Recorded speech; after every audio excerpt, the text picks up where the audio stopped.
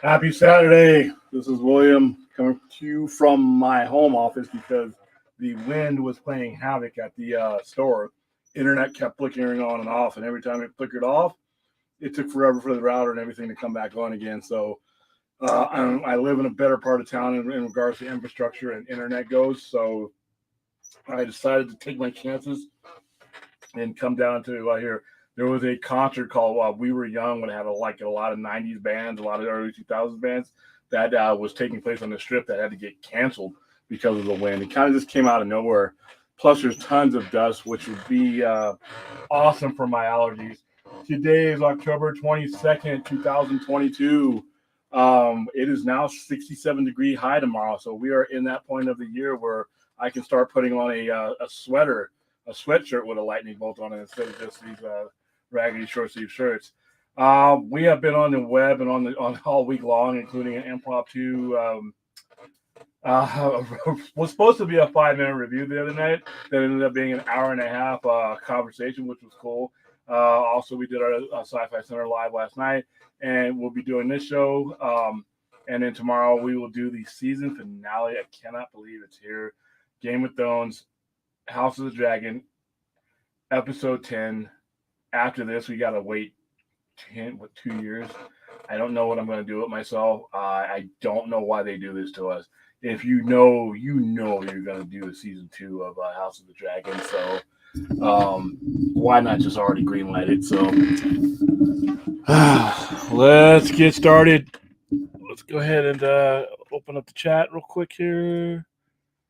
And the Hollywood Reporter article. All right. So let me go ahead and let in Fade here. What's going on? What's up? Can you hear me?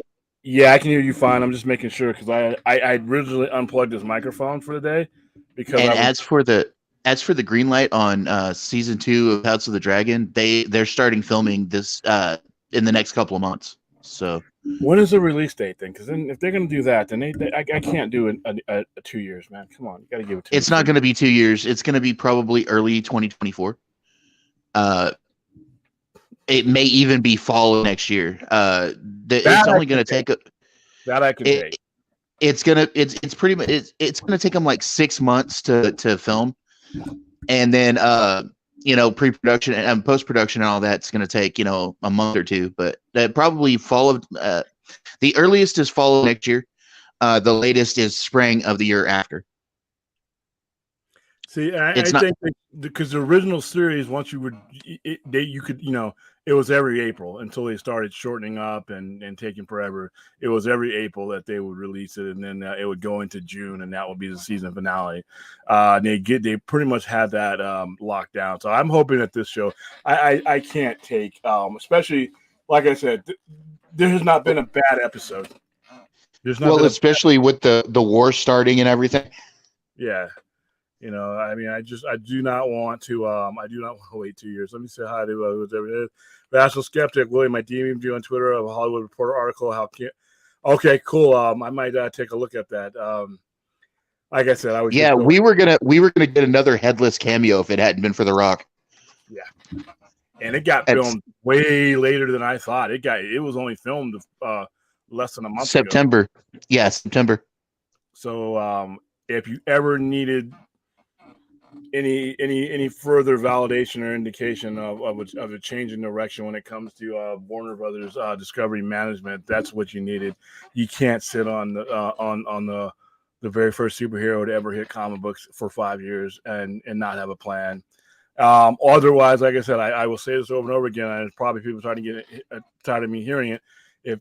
If you don't have a plan B, you better leave plan A alone.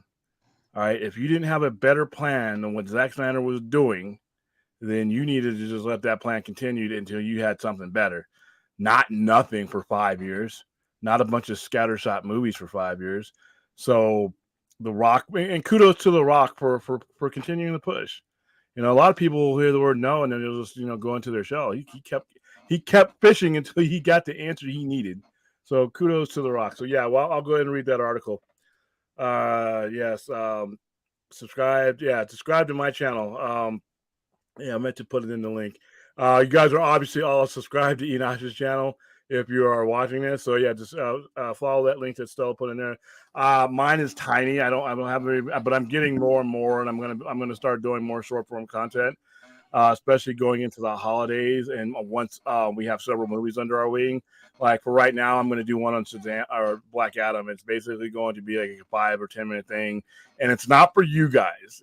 It's for the normal general public people that are looking for information that to get familiarized with these IPs, because a lot of these guys want to get in and they want to pick up comic books and they want to dive in, but they just don't know. And I think knowledge is the key to growing our fandom. Now there will be other stuff on there, 404 guys like us, to go a little bit deeper, but a lot of it is going to be quick content. And when I want to go into long form content, the door is open for me to come over here and do either a plan show or an impromptu show. So keep an eye on my channel because I'll be doing some stuff. Hi, Aaron, how you doing? That dude Vince, what's going on, man? Hey, I'll be right back with you. All right. And yeah, if you could do this that way, keep a capital Q for the question. I'm really bad right now. I had the other thing set up at the office where my flat screen is on YouTube and it's only on the chat, and I can see things get highlighted. But here at the house, I don't have that. So if you could put a Q in front of there, and then I can go ahead and answer your question a lot quicker, and it's a lot easier for me not to forget it, because like I said, it goes really fast in our version of the chat. All right, Hal Jordan, how are you doing? Finance all black. Yeah, that's what I'm hearing across the board. The worst review I heard of it was 5 out of 5, which still it's a mid-level review, but it wasn't a total abject disaster for that particular person. Like I said, I enjoyed it. I know people are saying it was a movie that you could turn your brain off and a dumb superhero movie. I wouldn't go that far. I didn't turn my brain off. I just didn't turn it on to the analytical level. You know what I mean? I let the movie be the movie, and I'm not always able to do that with certain movies. Like I said, when I go into movies like Dune or Blade Runner or high-end, complex, multi-layered movies, that's different. My mind is ready for those. But when I come into movies like Black Adam or any type of movie that just is basically the story is action, then I basically tune my brain into action and over the top, special effects. And same thing with horror. Some of the best horror movies in the world don't have the greatest story, and I'm not there for the story. We explained, we went over this a couple of weeks ago. When I go to see Friday the 13th, I am not looking for story. I am looking for the artistry of death. All right. I am judging a Friday the 13th movie and how well that person died, how gruesome that person's death was, how graphic it was, what the special effects were applied to it. Did it look cheesy or did it look real, things like that, and just having fun. When I go to see a horror movie, I'm having fun. Now, when I go see a movie like Silence of the Lambs or Manhunter or things like that, serial killer movies where it's, real life, Dahmer, things like that, my mind is on a different level and I'm looking for different things in that movie. So cheesiest death. Go ahead. Oh, I thought you were saying something. Cheesiest death in a Friday the 13th movie. Still have from part 3 when he squeezes the guy's head and the eyeball pops out. Yeah, he squeezes it. The guy's name is Derek. That's how many times I've seen that classic. He squeezes his eye. And not only that, it's Friday the 13th, part 3 in 3D. So they did that so that his eye could pop out in 3D. FYI. So yeah, I when it comes to particular types of movie, I just basically I calibrate my brain for what my expectations should be for that movie, And I think that with Black Adam, a lot of the fans are doing that. They just want to have fun. Listen, everybody's going through a lot of shit right now.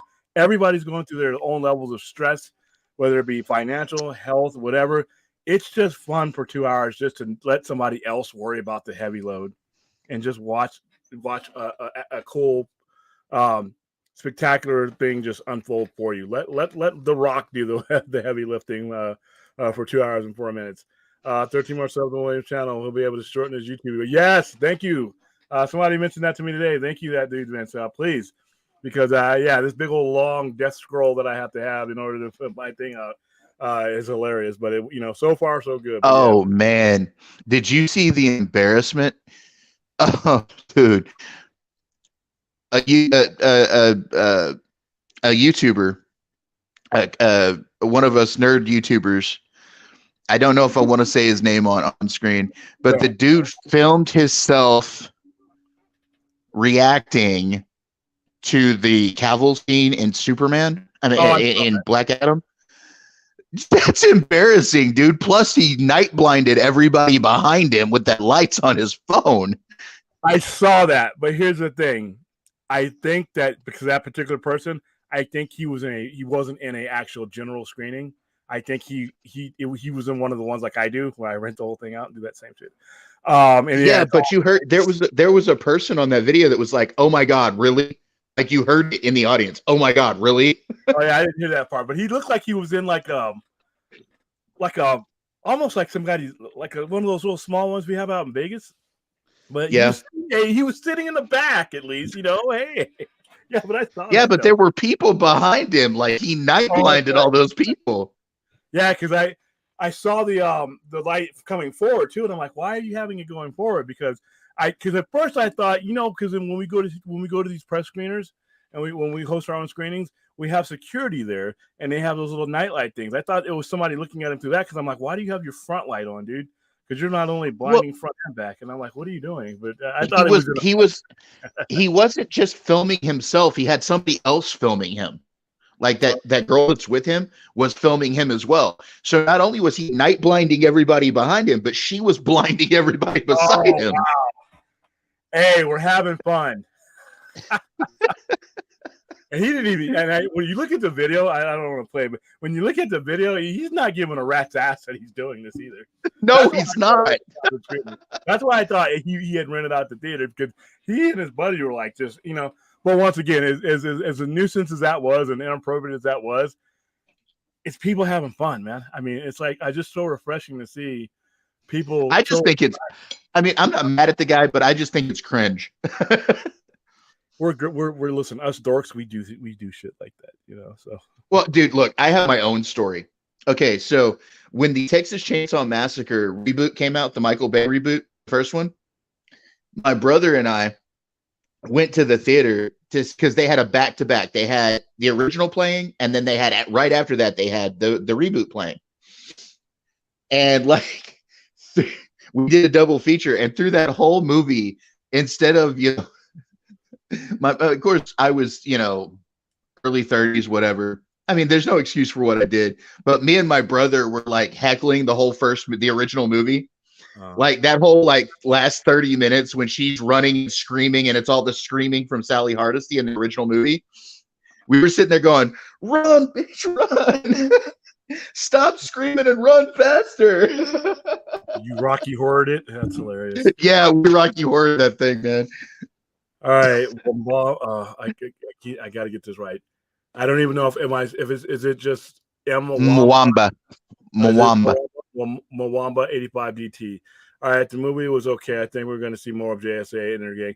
Yes, I do. I think and I've been saying this all week. I think this was just something to get them on the screen and give The Rock a lot to work with. So now when these producers of this movie go back to Zaslav and everybody saying, okay, this is our plan. Now you've seen it in action, and this is where we want to go with this one. This was enough to give. I got enough of all these characters to want more of them. Not a lot, but not a lot. I didn't get a lot in the movie, but I got a lot to where if I saw these characters again, I would feel very familiar with them, and I'd want to see them again. So that's a good strategy. Not enough movies do that. It's all or nothing in a lot of situations. Hello, Hal Jordan. Hey, Hunter, how you doing? Oh yeah, cringe as fuck. Yeah, so everybody's seeing it. I saw it too. I think somebody. Yeah, there's a couple of people that put his name down there. Don't highlight those. Yeah, we don't want to. He's already having a moment. Yeah, talk about bad. Oh, it's worse, dude. I mean, they're just. We could do a whole stream on horror stories on bad movie etiquette. Yeah. All right. We probably should sometime. Yeah, but people chewing and spitting in the theater. I'm like, ugh. All right, so this is gonna be a wide open show. I mean, on my thumbnail, I have obviously The Rock, have Superman, but we have anything you guys want to talk about. We've talked a lot of Rock. We've talked a lot of Black Adam and Superman. I brought up in the preamble, Game of Thrones, House of Dragons season 10. or season 1, episode 10 is tomorrow. I already know what happens in the episode, not because I've seen spoilers or anything else, but because if you look at the previews and I've read this stuff. Unfortunately for me, or whatever, before I even knew there was going to be a House of the Dragon, I knew what happened to all these people because it was already in everything that I had already read. Before there was even a House of the Dragon conceived, these stories are 20 years old. Almost 25 years old. So these things were out. So if you were reading George R.R. Martin stuff before you even knew there was even going to be the original Game of Thrones season, the ones that the original, you already had spoiled the first 4 seasons of it without even knowing that there was going to be anything to spoil. So it's the same thing for me in House of the Dragon. I saw the preview clips. I've seen some of the actual scenes, the promo scenes, and I know exactly what happens tomorrow. And I know exactly. I think I have a pretty good idea where they're going to leave off because of the fact that what happens in tomorrow's show is obviously a turning point that leads to outright war. When you see this new season come out, in hopefully fall of 2023, knock on wood, we will be in full-fledged war. We will be in full-fledged war. We will be in the point where it is no longer just ravens being sent. It's no longer trying to avoid war. When we open up season 2, if things end the way I think, we're going to be in a full-fledged war, and you're going to start seeing some principal characters die. I do not think they have enough people after everybody at the pace that they're going to go. I would say I've heard it's going to be 4 seasons. I think it's going to be 3. Because there's just the way they're pacing it. They did so many time jumps that you pretty much eliminated a lot of the need for a 4th season. So, but I still think House of the Dragon will happen after that. It's just not going to be the Dance of the Dragons. I think the Dance of the Dragons is actually going to wrap up relatively quick, unless they decide to drag it in the middle and prolong it, which they could. But that just judging on the pace that they're moving now, I think they would do it a little bit better. Did you see that somebody leaked the final episode online? Yeah, somebody sent it to me. I didn't watch it because I'm like, it was in shitty quality. Yeah. But I didn't need to. I know. I mean, I know it's going to be a shock and awe for like a lot of people because, like I said, some things happen in this episode. But for the people who know the source material, it's going to be basically, it's going to be cool to see everything illustrated. But everything that you pretty much know what's going to happen. I mean, the first salvo is thrown here. It's just if you see in the you saw in the previews actually give a lot of it away. The previews actually give a lot of it away. And for those of you who have read Fire and Blood, you know exactly what's going on. And when you watch the previews, you know exactly what's going to happen. Yeah, I had a guy. I praised the show in a comment on somebody else's video on YouTube. And I had a guy come after me and tell me I was being stupid. The show was horrible, blah, blah, blah, blah, blah. I'm like, well, I've thoroughly enjoyed it, over the last 9 weeks. 30 million people. Dude, that's just an asinine state. 30 million people. Dude, this show is money. This show bankrolls most of HBO Max. So, all right. So, let's see. William, one of the reasons Hamada left was because The Rock sidestepped him and went to Mike DeLuca and Pam Bambi to get Cameo, and he told The Rock no. Probably one of the reasons, yeah, good. And I know one of the other reasons is because when they decided to pull the plug on Batgirl, he wasn't notified. And so he's the head of the studio, and he's not. That's when you know you're no longer in your job, when they start doing stuff around you. When you hear the news that, a movie that you greenlit was suddenly gone. when you have your coffee and you sit back and you turn on the internet and you see the stuff that you produced is going away without you even knowing about it. That's like I said from day one, I knew Hamada. As soon as they announced this merger, Hamada and Emmerich and Ant Sarnoff were all gone. You get that intercompany memo. Oh, by the way, these movies are gone. And Hamada's like, hey, I didn't get asked. Yeah. It's I mean, once Zaslav came in and he was going to get his own people, or he or at the very least didn't like the direction that he's seen. Once again, when you have a group of people in power and when a company sells, at 30 billion less than it's worth, you probably have a good indication that they're probably not the right people going forward. Even if you like them, nothing personal. I never thought Walter Amada was the right person. Never met Walter Amada. Don't know, wouldn't know about Adam other than his picture that we see on the internet.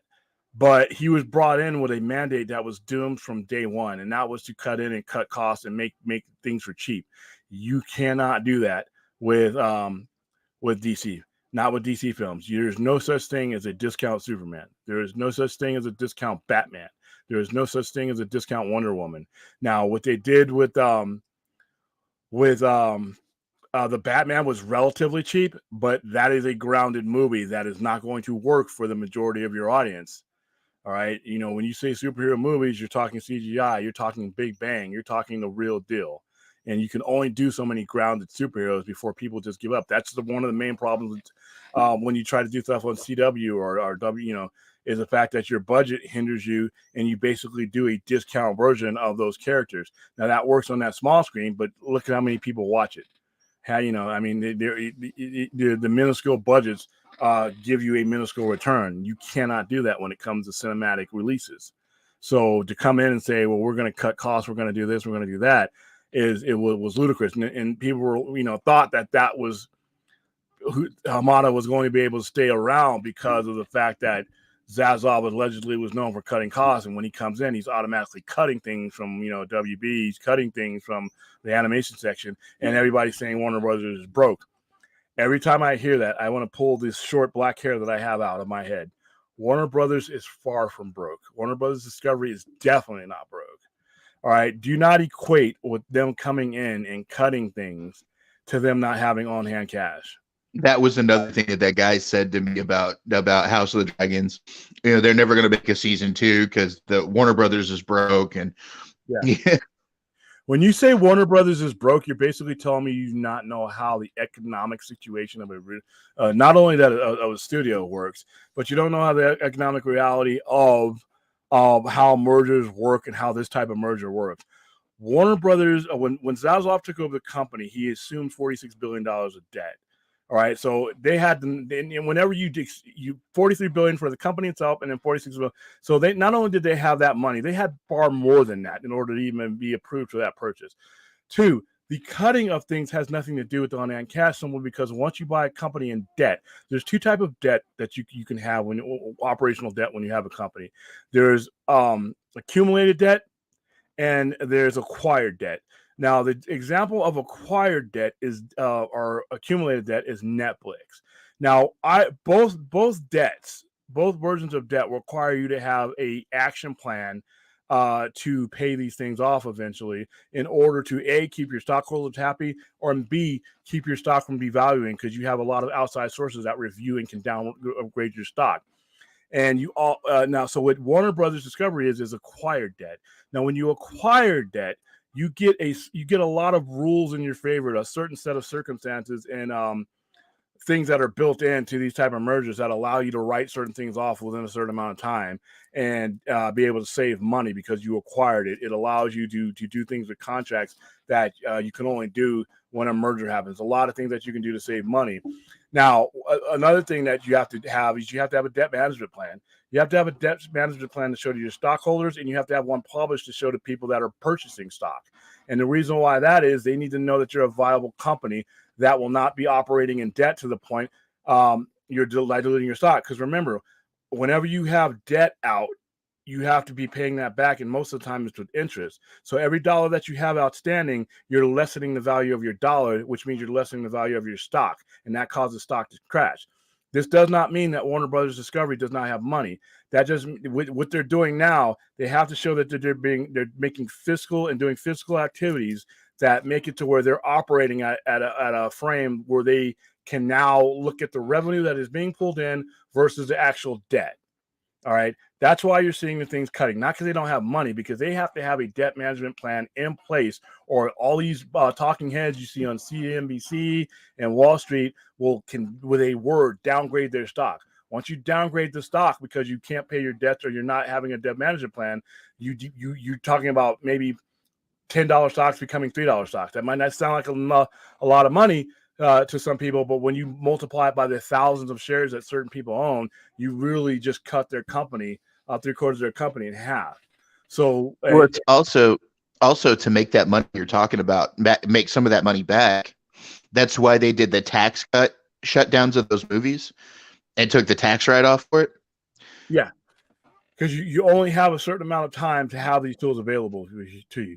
So I think you have about 6 to 10 months to be able to do that. So when they're cutting things and they're consolidating things, they're doing that because they do not want their stock to be devalued, and they don't they don't want to sit on that debt. And they don't want to keep paying interest, because you could have up to 33% interest. So every dollar that you borrowed, you're paying that back with that interest. You're literally giving money away. So, but and another thing about it is, hold on for a second. like, At the same time, though, you could still spend money. There are lots of companies. There are people that are in bankruptcy that are still billionaires and still acquiring things and still merging things. So that is whenever you hear somebody say Warner Brothers is out of money, that is foolish speak. Go ahead. well, another thing about like the tax write-off things, people are saying, them taking out Batgirl and all of that was like personal. And I'm like, no, when you set a movie for a tax write-off, you have to shelve it for a number of years. It may not be gone forever. They may have a limit. 5 years. Yeah. They're going to have, it's like, I think the minimum is 5 years, but you have a 5-year shelf limit where you can't do anything with that movie. You can't make any money off of it in any way. You can't put it on streaming. You can't anything. Yeah, and so they have rules in place for that. And here he goes again. Okay, Mike DeLuca. Yeah, but and that's what happened. But see, there's no bigger indictment on Hamada's regime is the fact that somebody had to come beg him to put Superman back on the screen because they didn't have a plan. I mean, it would be one thing if Hamada was using Superman and these characters to do something meaningful, but he was not. And you just were letting him sit there. So yeah. Him leaving was inconsequential. He was going to be let go or put in a position where he was no longer going to have that position. Even if they had kept him around, you automatically saw from the Batgirl situation and this situation right here, the fact that that's where his position was, the fact that The Rock was able to go around him to get the yes he needed, the fact that a movie was pretty much dusted, that while he was the head of the company or head of that division, without his knowledge, tells you that he wasn't long for the company. He can leave, and they can tell you, "Hey, we wanted him to stay, and we respect him and all that." And that's what you should do. You should let him leave with respect, and you should be, "Oh, we want you to stay." They both know that they had no plans for him. The future of WB did not include those individuals, and that was clear from day one. Why anybody thought that it did was lunacy for me. I never understood why anybody thought that Walter Hamada was not gone the day that Zaslav took over this company. I thought he was gone the day that they agreed to terms on the merger. There was no way they were going to leave those individuals, whether it be Ann Sarnoff, Toby Emmerich, or Walter Hamada. Whether you like them or don't like them, there was no way or reason why they would have stayed in their position. It's redundancy. Those people that the acquiring company is going to put the people that they have with them, or they're going to get brand new people and want to start new. So it's only news because you have people using their imaginations and putting hyperbole in the place of common sense. All right. No book spoilers, please. Yeah, we don't plan. I won't do that to you right now. Sometimes we do it on the we do it on our stream afterwards. I'll put up the spoiler alert thing because it's really hard to talk about the episode that we had just watched without lining it up with the book, because people start asking me questions and it's impossible to answer those questions without that. But on our normal streams like that, I'm not going to go ahead and I won't spoil it for you. Motto was kept around only for the Amber Heard Johnny Depp trial, his last official act. Hamada got the job because he was friends with James Wan. And you know what? I really don't have an issue with that, but I don't have a problem with James Wan forwarding his name up to Tomi Emmerich and, saying, "Hey, this is my buddy," but it was up to him to say yay or nay on that. And he said yay. Another thing, and not just if you were going to hire him, you cannot, you hired him because of his ability to run things on a shoestring budget.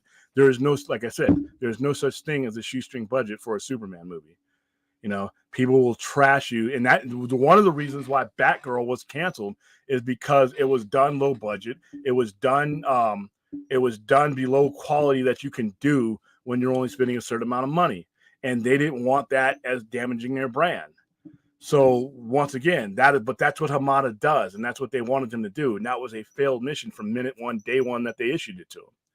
So it wasn't just Hamada. It was a dumb mission that they came in. And like I said, Batgirl was the type of stuff that Hamada would have put out on his own, you know, and we just couldn't have that. The company couldn't have that. And the fact that they came in and immediately recognized that is a testament to the kind of leadership that we now have at Warner Brothers. Apparently, Amy Get Pascal, Greg Berlanti, and Kevin Smith are some of the candidates for being looked at ahead of DC. I actually think it's going to end up being DeLuca himself. I think he's going to do enough things in that that capacity to where I don't think there's going to be any going back. I think he's the kind of nerd to begin with. I think he'll eventually enjoy it. It's almost like with Dick Cheney. When Dick Cheney went, they hired Dick Cheney to look for a vice president candidate back when the George W. Bush days, and he ended up hiring himself. So I think that that's what's going to happen with DeLuca. Especially as more projects come and they don't find that person. I'm not the biggest fan of Amy Pascal personally. You know, I don't think. Okay, so this is just a hot take and my own personal opinion, and I'm probably gonna get jumped for.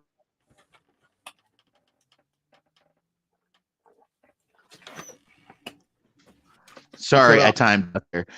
Anyway, I'm probably going to get jumped for this in the chat, but I don't think Kevin Smith would be a bad choice. He's a fan, for one, of DC in general. For two, he's knowledgeable about comic books. Am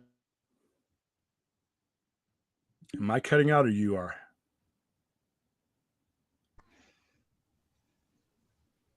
Can you hear me, Ted? Or did you cut out? Or yeah, I lagged out again. But no, he's got a lot of like knowledge when it comes to comic books. And he's a huge DC fan. All right, so he's dead on arrival. And everything you said about him is true, but there's one thing that's missing that he actually has to have in order to have this job, in my opinion. He can be on the board of advisors. He's never ran a studio. And this job is a studio head that's answering directly to the CEO of the company. There's a lot of things that go into running a studio that we as fans don't appreciate. Kevin Smith is great at producing his own stuff and directing his own stuff. But when you're talking about producing or being a studio head, it's multiple projects, multiple budgets, multiple everything's at a high level, leveraging money. In some cases, you're the person that goes out and gets the financiers and everything else. I'm not saying Kevin Smith can't do that, but he's at 51, 52 years old. He's never done it. So to put that on him right now, I think would probably be a disaster. He'd probably walk away. But well, okay, so like is good, but you know, well, maybe as an advisory position, then not as studio head. Yeah, like a Jim Lee type of person, where he's in the room with DeLuca, but he's not the guy because, like I said, he's never ran a studio before, and that's what it's going to take for this. It's there's a lot of stuff that everything you brought up is needed, but that running the studio head, dealing with executives, dealing with legal, dealing with all those things on a much higher level than a director and a producer ever has. When Feige's running Marvel Studios, there's a lot more stuff that entails what he especially at the height before Chapek came in and took a lot of his power. But a studio head is just that. They most studio heads are not first timers for the most part. They've been around. Now Amy Pascal, as she ran the studio, she didn't do it very well though. So she's not. And Greg Berlanti. All right, now when it comes to Greg Berlanti, he's ran things, but on a much smaller level. Once again, TV is different than getting things together for a cinematic universe, and for things that have to be able to generate a certain amount of revenue. When you're talking about the stakes are so far less on a small screen because of the budget you're given, the budget you're demanding. Could he maybe do it? if I gave him the benefit of the doubt that he could make that step up, I just never seen any evidence that Berlanti could run a studio, being a showrunner and running a group of TV shows where the stakes are millions and hundreds of millions of dollars less. That's a big difference, and that would be a big jump up from him. So it's probably going to be some people that we've either DeLuca or some cat or a woman that we've never heard of, but has a resume that is very reasonable. You know what I mean? A lot of these guys, like I said, they're fans and all that, and DeLuca's a fan. He's a geek, but he's also been at the upper echelons of studios. So so I would stick with him, especially depending on how long it takes you to even get these people. Dan Lin was a good choice, but at the same time, Dan Lin wasn't going to give up his studio, his main source of income to go exclusively work for Warner Brothers. So, and I can understand that. Let's see, William. A question, William. What do you think of DC's next project will be after Blue Beetle? Ugh. It needs to be a Superman movie. It needs to be a Superman movie. You have to, and you need to announce that pretty soon. Reason being is, like I said, we got lucky here with a non-big IP in Black Adam because you had The Rock playing it.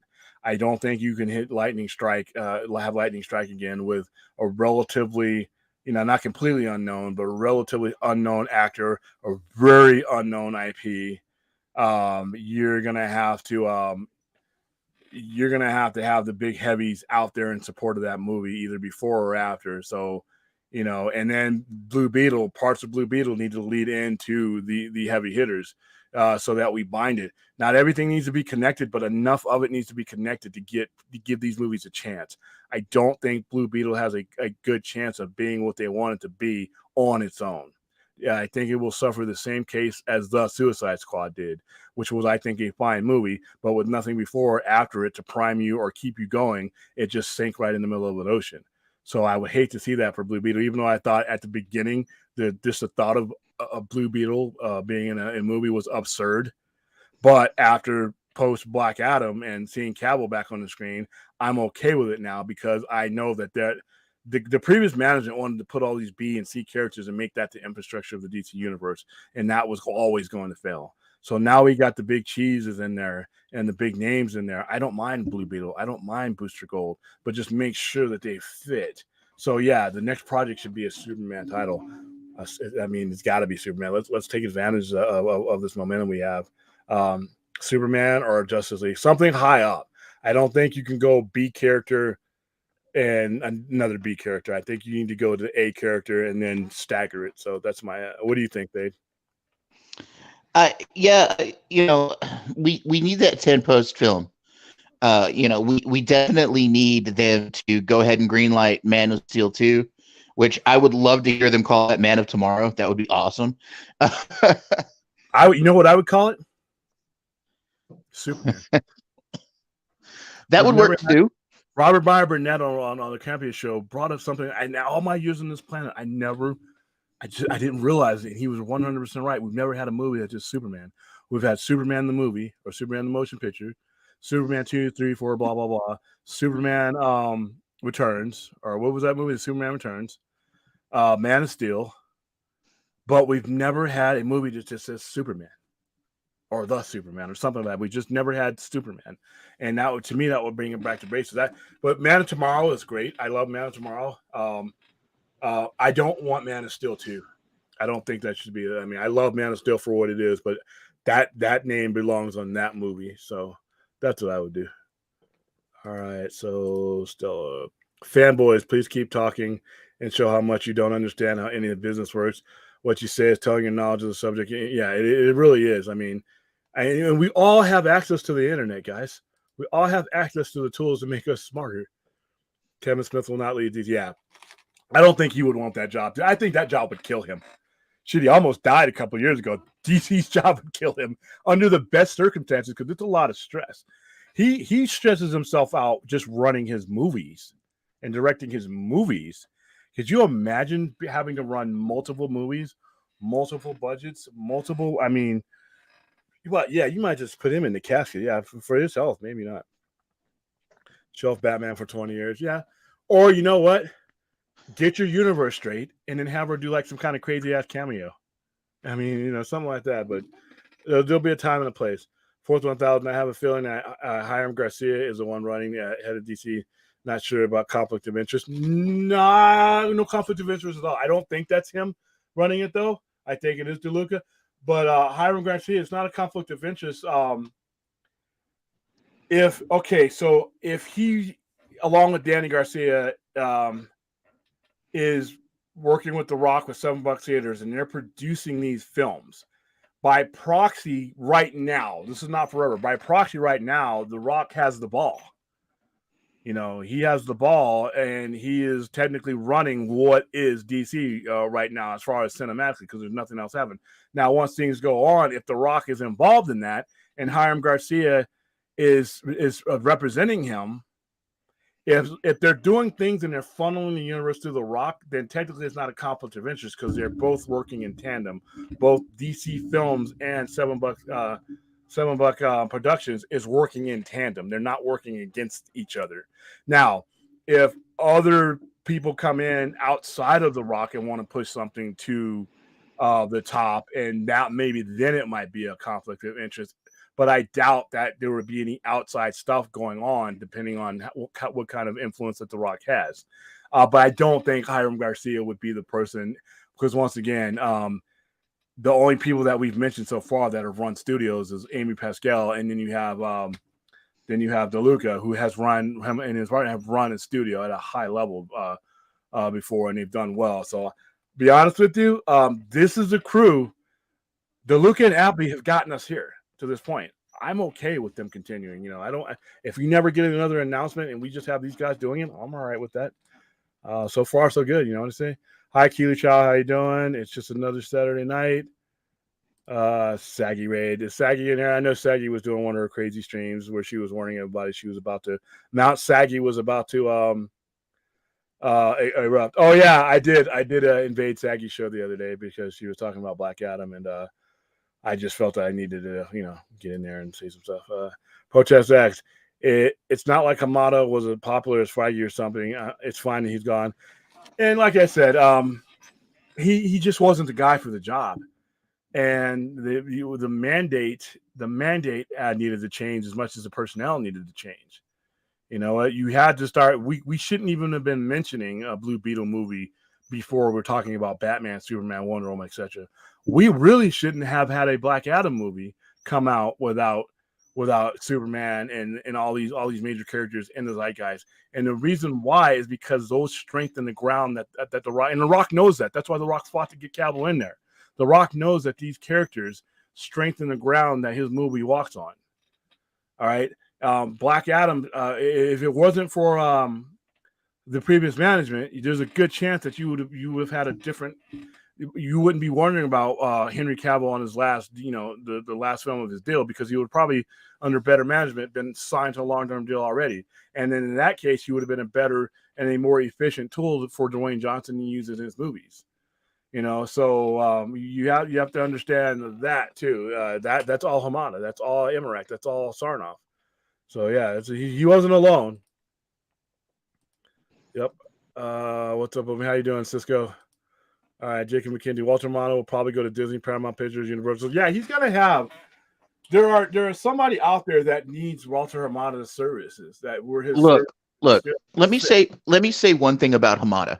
Okay, and this is just me speaking fact. This is not me liking the guy at all, because I think he's trash. But he's okay for horror, and that's where he needs to go. Like when he was with the horror division, he was doing good. He just needs to stay the hell away from superhero movies. Well, like I said, just for so many reasons, he just was not the right guy for the job. Black Adam 2 is already worse, according to the producers. Yeah, I just certain things don't have to be necessarily announced for me to know that happens, especially now. And I think all this stuff was announced even before they knew what the box office was, because they're, like I said before, they are not going to judge their future of DC films that includes major IPs exclusively based on a movie like Black Adam that has no major IPs, that wasn't entirely theirs. Remember, The Rock had to fight to get all the yeses he got, and Zazzal wasn't even in charge. So they inherited this movie to a large part. So if anything were to have to have gone south with this movie, all they have to do is sit at the bar and say, "What would you do differently? What would you do differently?" Well, for one, the whole difference is this movie was made. I wasn't there. That's all Zaslav has to say. And all The Rock says, yeah, and I had to fight against another person to get just the crumbs that we got. So guess what? We're in a new world. Let's go forward, you know? So Dude, I don't put much stock in score and Rotten Tomatoes scores, but the audience score for Black Adam is 90%. I saw that, and I'm going to bring that up soon. I've never seen that before. No, I haven't either. Somebody in the chat, just because I haven't seen it doesn't mean it happened. Has anybody ever seen a Rotten Tomatoes score where the audience score is 90 and the critic score is like 42? And they're just embarrassing themselves. 41% now. Oh, it went down to 41%. Okay. It's this is hilarious. I'm having a little bit of fun with this. And like I said, I'm not going to go to war with critics. I know that's their job, but I need the fans to do better. I need the fans to not use Rotten Tomatoes as their tool to go see movies if you want proper representation as far as what you should be spending your money on. Yeah, look at this. This is hilarious. Look at that. Let me get him off the screen here. So 90. I've never seen that before. I haven't seen too many movies that I like, because I've seen movies that have higher scores, but the movies that I like, people usually, screw with and review bomb and all that. But I've never seen a 90 audience score sitting next to a 41% critic score. And like I said, we read some of the reviews last night, the ridiculousness of some of the reviews, And so top critic, oh wow, holy shit. It goes even lower when you hit on the top critics. But look at this. This is a verified audience. This is guys like me that went to go see it, right? That's verified. Okay, so one time that the audience score was bigger than the critic score was Venom, the first Venom. The audience score was 81% and the critic score was 30%. Well, there's been movies there's been movies where the audience score was higher, but I've never had. Well, my question is, has it ever reached fucking 90 or 91? It looks like most of them that I'm seeing here are in the high 80s. Wow, there's a huge disconnect between the critic. But like I said before, and I said this last night, critics have different criteria when it comes to judging these things that we don't. This movie hit it for me in places that I had required it to do so. So it passed my test. So someone else's 41% doesn't mean as much to me. If I go to a horror movie for T&A, gratuitous sex, gratuitous nudity, people getting hacked up and killed in the most beautiful ways possible, and that movie gives it all to me, I could be sitting next to a critic that says this is horrible, there's no substance to this movie, and I'm like, yeah, you're damn right, and there better not be. All right, me and that guy are sitting in the same theater watching the same movie, but we have different criteria on what makes a movie for us. So Rotten Tomatoes is not the enemy. Critics aren't the enemy, but the average fan is in the last 5 or 6 years is using these scores to dominate how they perceive a movie. And in the case of Warner Brothers prior management, I can't. No one will ever dissuade me from thinking that they use these critic scores and things like them to and how they ran their company. So yeah, and I'm glad to see that. If you like something, you like it. Don't go see it, go pay for it, have fun, support the movie. And those 41%, their opinions are, even though some of them are absurd, some of them are legit. Some of them brought up the exact same things that I brought up in regards to whether Black Adam what makes it a good or bad movie or not. But the difference between them and myself is that those things destroyed the movie for them, whereas the action kind of made it a smoother ride for me. So the same, we agreed on a lot of the same things that had hang-ups on it, but for them it hung the movie up. For me, it was just a bump on the road. So it's just weird that way. But yeah, 90 41. That is wow. And I thought it would plunge, because after the first day you see 90, 99, and it plunges, right? We're on if it's the East Coast, we're on Sunday. We're on the last day of the opening weekend of Black Adam, and it's just sitting at 90. So there you go. I'm eating a donut because I'm starving. Understandable. The Get your nom on. Yeah, the money now, like going on to here's another thing I'll bring up here is right now. I mean, the original projections were for it to make before all the downgrading was $75 million. That was never an internal one. That was one that they came from industry experts, but the internal one was 60 to 60, 65. Right now it's at 62 worldwide. So that they're marking off that mission as well. You know what I mean? They're basically and I didn't think that the box office was going to be the primary determiner of whether they were going forward or not, because I think their plans were made. They had made up their mind. Their relationship was as such that and all he has to do is show him those reactions to Superman coming in, and I don't care how much money he made. All right, Black Adam thundering towards his 60 to 62 million. Dwayne Johnson's best opening. Am I on your screen? Is it up on the screen? Hold on. Nope, of course not. Here we go. All right, Black Adam thundering a 60 to 62 million dollar opening. Dwayne Johnson's best opening as a leading man. Saturday AM update. All right, Black Adam is now expected opening 60 to 62 million by many measures of a solid start, and it's the best domestic debut. Is this 62 domestic or is this all over? Okay, somebody will have to point that out to me. For Dwayne Johnson, outside an ensemble movie, Mummy Returns had 68 million debut at Brendan Fraser vehicle back in 2001. Heck, Black Adam looks to even beat the Fast and Furious spinoff Hobbs and Shaw, in which Johnson co-starred with Jason Statham. I love that movie. That pick opening up to 60 million even. As we already told you, Friday wrapped The Rock's best opening day in the solo star vehicle, now at 26.8 million. So I think that's the domestic total.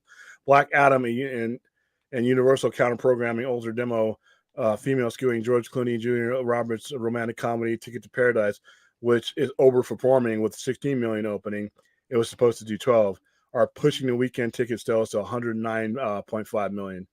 So that's good news on that front. People aren't just saying it's a good movie. They're going to the movie theaters. They're and some of them, I know several people now that have gone multiple times. I don't have time for all that because it's still 2 hours or 2 hours. But I know Chris Wong Swenson, who was on here a couple of weeks ago as our guest, was taking 2 different sets of sons. He has 3 sons, and he took 2, and then I saw his critter. He took 1 a day. And some of the people that we took to our free screenings the other nights have gone back and actually bought tickets to go see it themselves. So for a movie that has a lot of flaws, it's becoming a multiple watch thing. So hey, I'm happy. I'm happy for The Rock. I'm happy to support him simply because for the first time in a long time, we have somebody that is at least giving us the time of day. And when I have somebody like that, I'm going to support him. All right. So let's see. Where are we? All right. So fanboy. Sorry, we're already on that. Yeah, he won't. That'll kill him. Show back over 20 years. All right. So we're below Keely Chow. All right. Here we go. Hamada was still against everything Snyder related. How these execs took everything so personal is mind-boggling. Yes, their egos and money. Well, here's the thing. Once they made the initial mistake, and the initial mistake was listening to the wrong people, for one. Listening to critics and listening to fanboys that were never going to go see the movie. They did that. They let that derail them. Once they did that, there was no going back, because in this business, when you admit you're wrong, you're pretty, it for them, it's a sign of weakness. So ever giving in to what the previous direction was going would be admitting that you disrupted something that you did not have the merit to disrupt. And those ginormous egos were never going to admit being wrong. That's why they never wanted to do Zack Snyder's Justice League, and they never wanted to see it do well, because it doing well would have validated that was the right road to begin with. Despite what they consider to be disappointing box office. Sometimes you have to tell your story and build your world, and the money will come.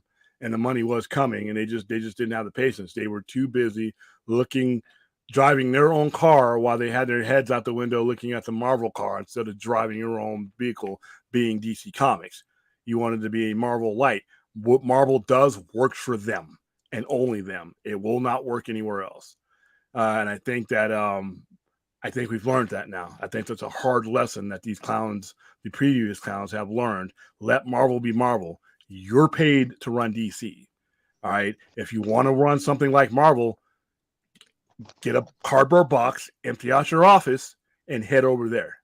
But if you're going to work at DC, you're going to run DC. You're going to run things relative to the IPs that we have, the history that those IPs have, and the generational effect that those IPs have on 80 years worth of people. That's what you're going to do, or you're going to get the hell out of the office. And when it came to Snyder, like I said, he was doing something different that wasn't the cookie cutter thing, and it wasn't getting the quick, everything, in their minds had to be $1 billion because they were idiots. And so, yeah, but Snyder, trying to move away from Snyder and not deal with the characters that he brought in, they just didn't want to give any credit to what he had ushered in. So, and I heard somebody today use the stupid argument. Some movie didn't make $1 billion, and he was like, "Yeah, well, that movie doesn't matter because it didn't make a bill." And I was like, "Really?" That's what happens when you have fanboys for trying to do when you apply fanboy logic to money and to supply and demand and to business plans. It usually fails. If you're going to be a fan and be a part of the business community, you need to actually have business acumen. If you're going to make those type of gets, that's the dumbest thing you could say is because a movie didn't make $1 billion. Most movies don't make $1 billion. Most even Marvel movies don't make $1 billion. We squawk and talk about the ones who do, and then some of those movies that made $1 billion made it because of circumstances that don't have anything to do with that movie. Captain Marvel was a dreck of a movie. It wasn't $1 billion movie. It made $1 billion because of where it was placed. So when we're talking about every movie needs to make $1 billion, I've already explained this over and over again. BBS was never going to make $1 billion. I don't even care if it was an extended cut. The fact that it came as close as it did should have got somebody promoted, not fired. But yeah, that's the whole situation with them. And yeah, they did take it personally. They took it personally that the fans didn't accept the mess that they put forth, the weak plan that they put forth, and they took it out on everybody else. But yeah, now here we are again with a Superman that he casted, upcoming Aquaman movie with an Aquaman that he casted, a Flash movie for better or for worse with a Flash that he casted, and a Wonder Woman movie in development with a Wonder Woman that he casted. So they tried to get out from under themselves, but they were too clumsy. So hilarious. All right.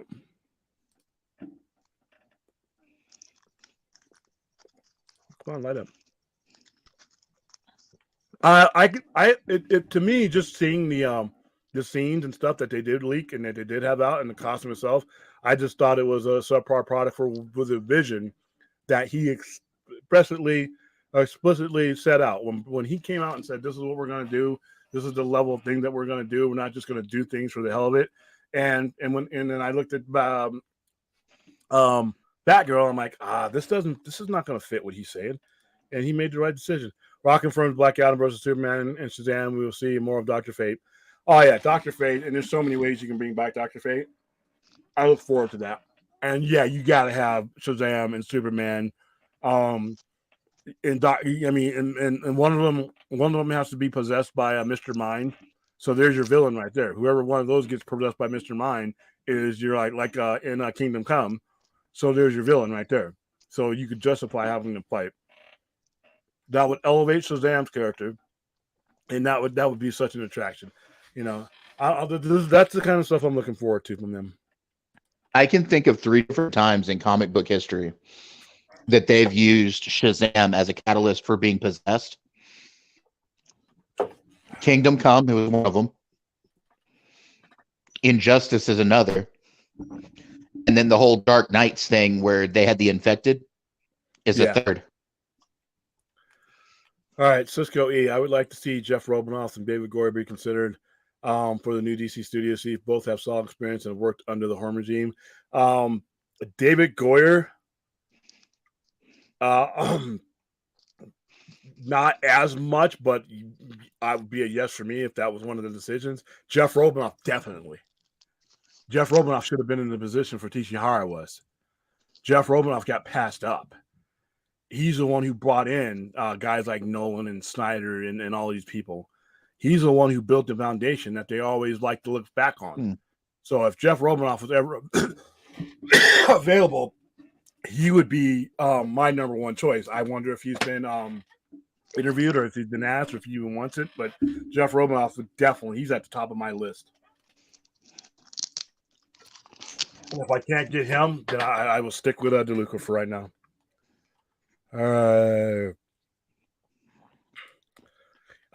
He's definitely the wisdom of it. He's definitely the elder statesman. I did like his performance.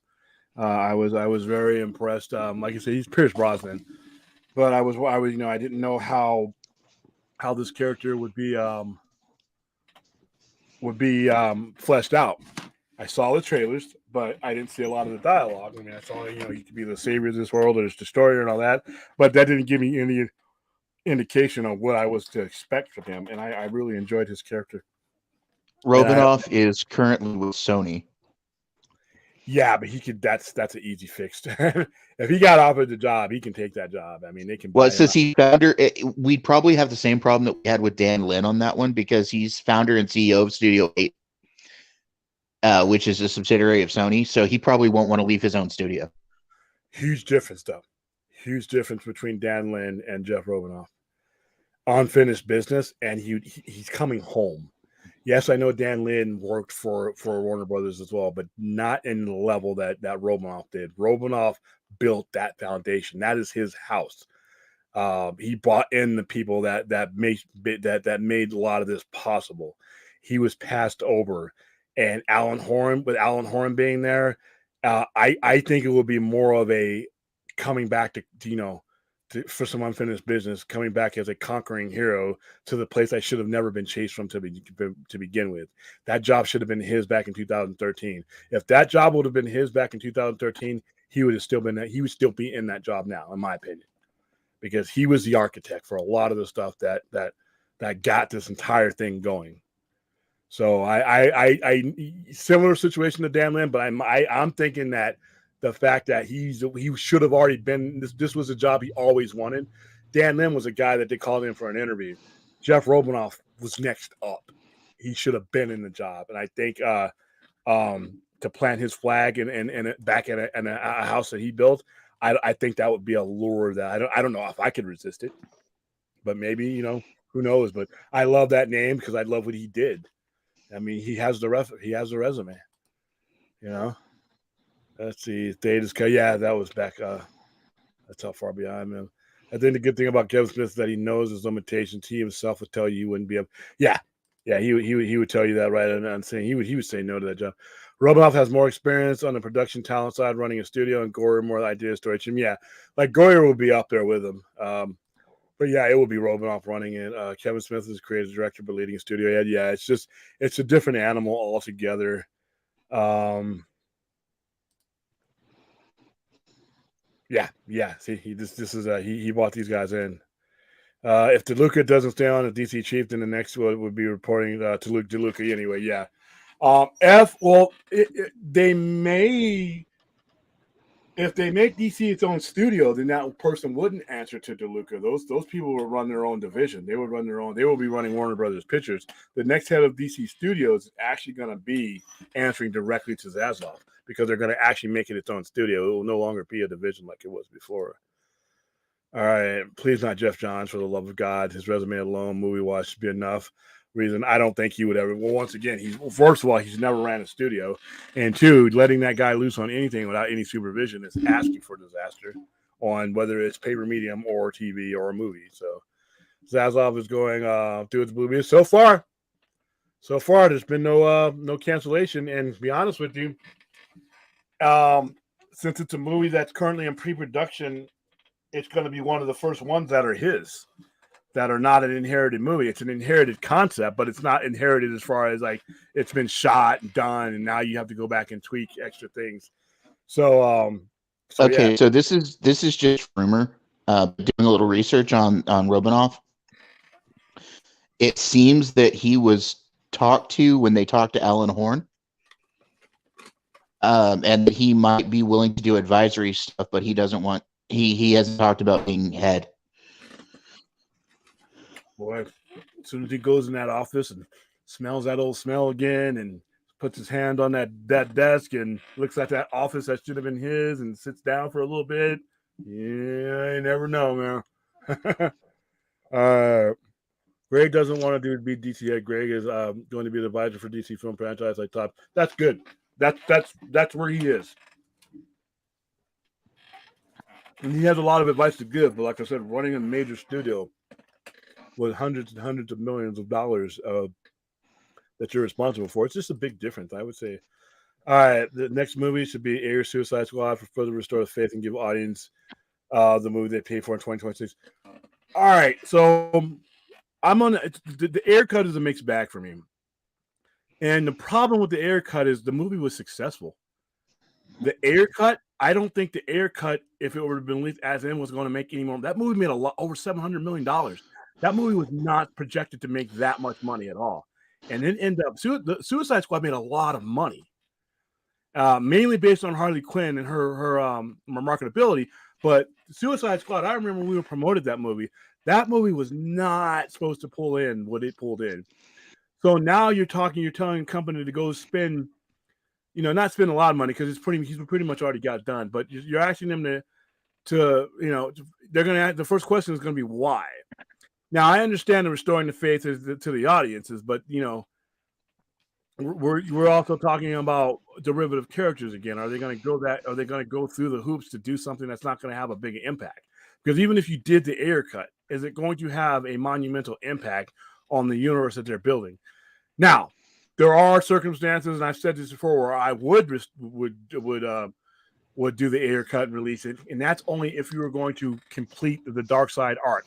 Because the only reason why those characters, that movie was even done, because there was characters in there that were being developed, that were being moved in to what would eventually be the Justice League Dark Side story arc.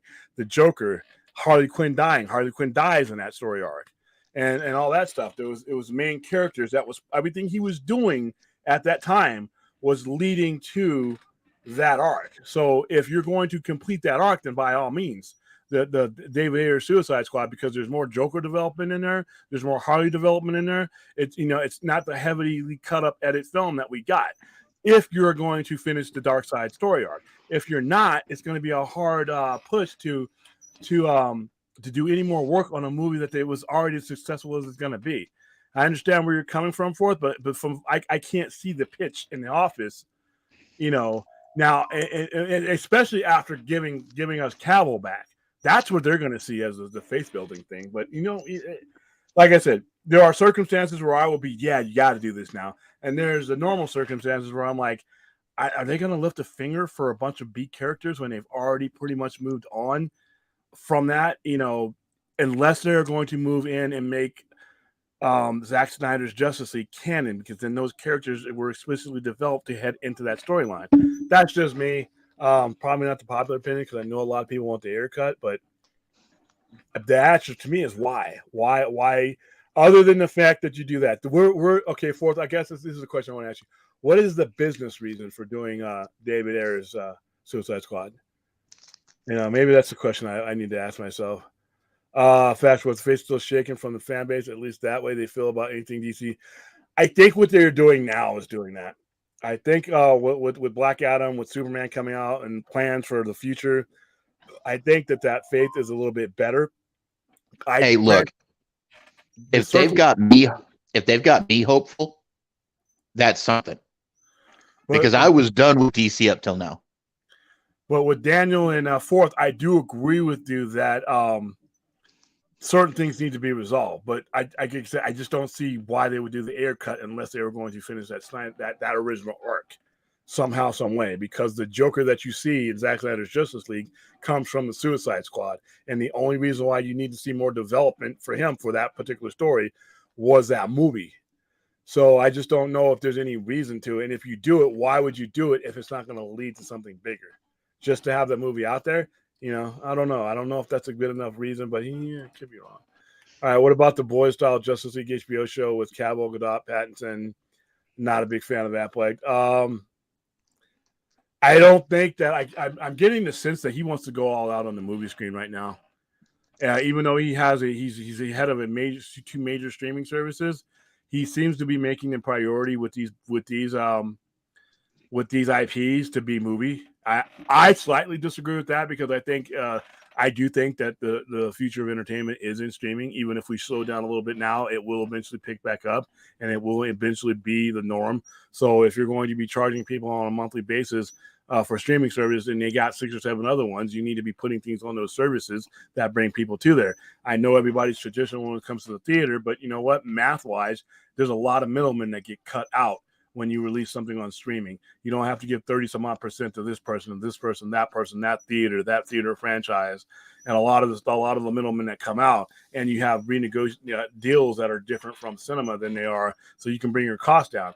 But at the same time, I can see why he wants to do that. He thinks that bringing these movies into the theater adds more prestige to his streaming service. But I'm like, if you're just going to show it into the theater first, then why am I buying your streaming service? So I don't know if we'll see a boy-style Justice League HBO show, simply because it doesn't sound like Zaslav wants to put those major characters on the streaming. I disagree. I think he should. I think there should be an entire universe that is straight for HBO Max. That's just me. Breaking News, yeah, we saw that. That is still phenomenal. Just because you know a comic book inside out doesn't mean you know how to make movies. Yeah, that's just you, Jeff Johns. That's literally the definition of Jeff Johns. It's going to be Snyder or McQuarrie directing the Man of Steel sequel. Maybe even, McQuarrie would be excellent if they were able to get him. I hope they get him before he's too old. Maybe even wind up being McQuarrie's writing the script and with Snyder directing.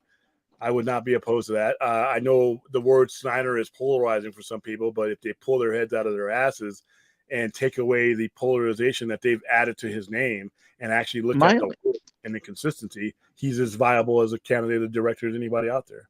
My only problem with that, William, is with as busy as he is with the Netflix projects, him coming in to direct Man of Steel 2 means we're going to be still a couple more years out.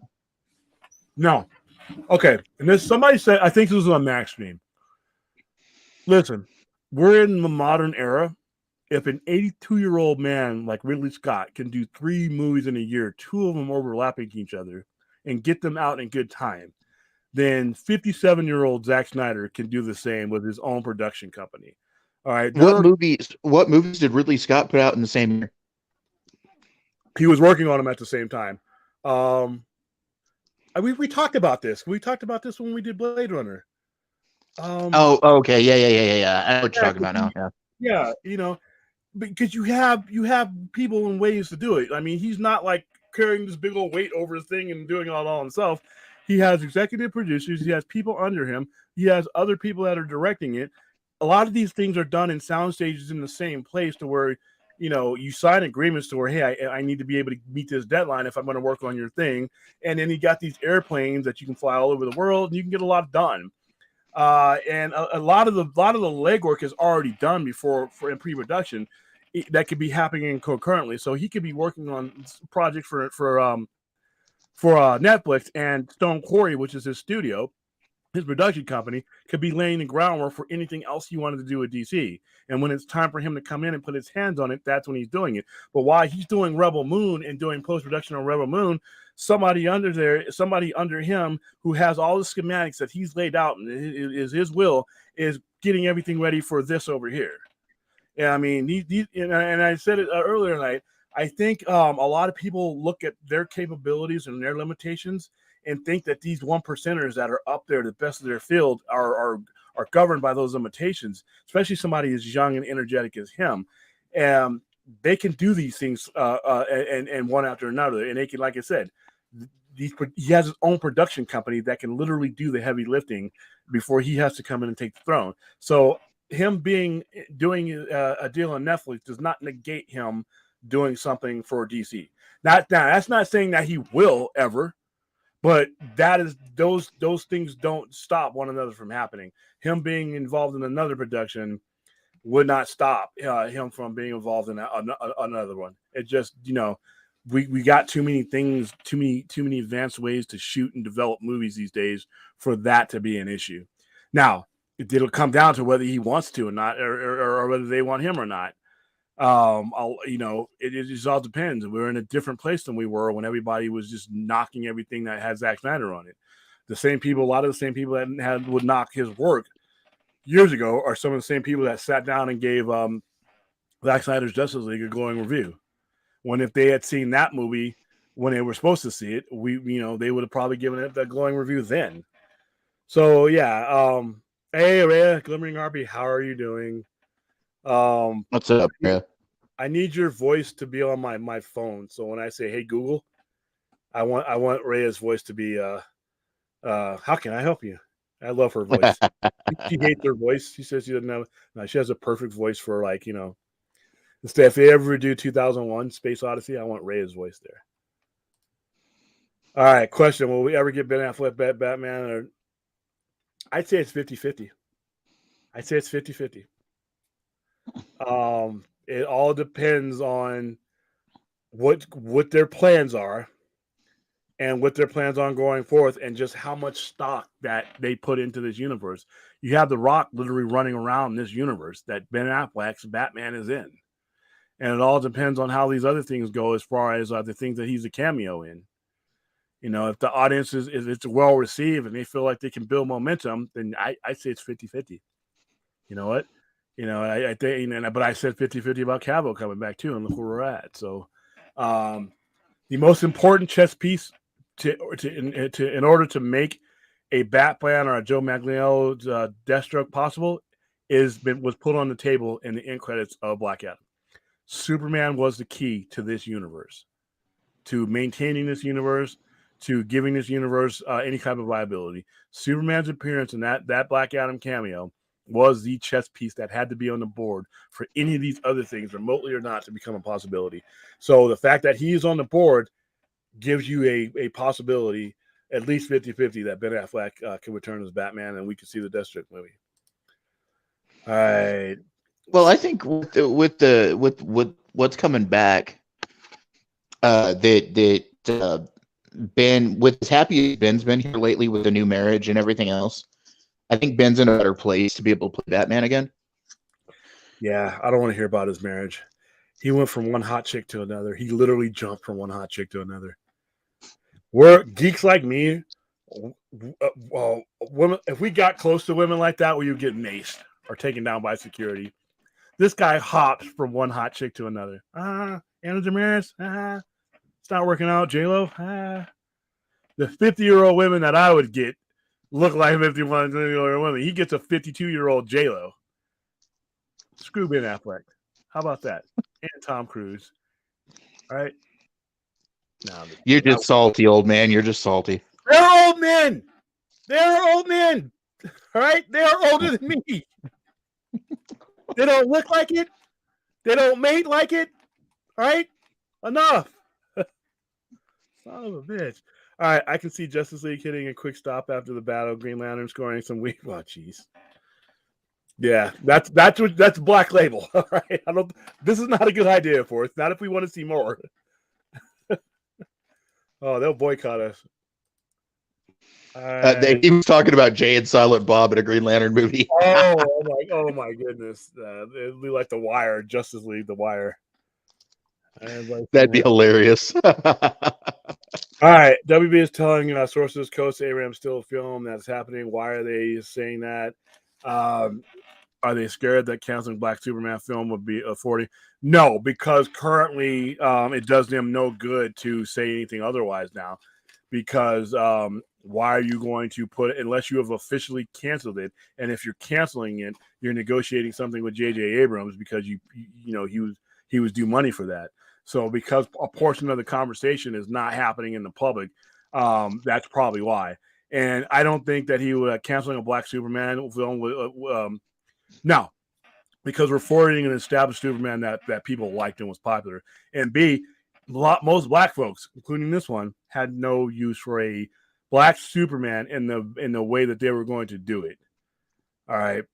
Okay, look, hot take. After what Ta-Nehisi Coates did to Captain America in the comic books, I don't want him touching Superman. What in particular, as far as the comics?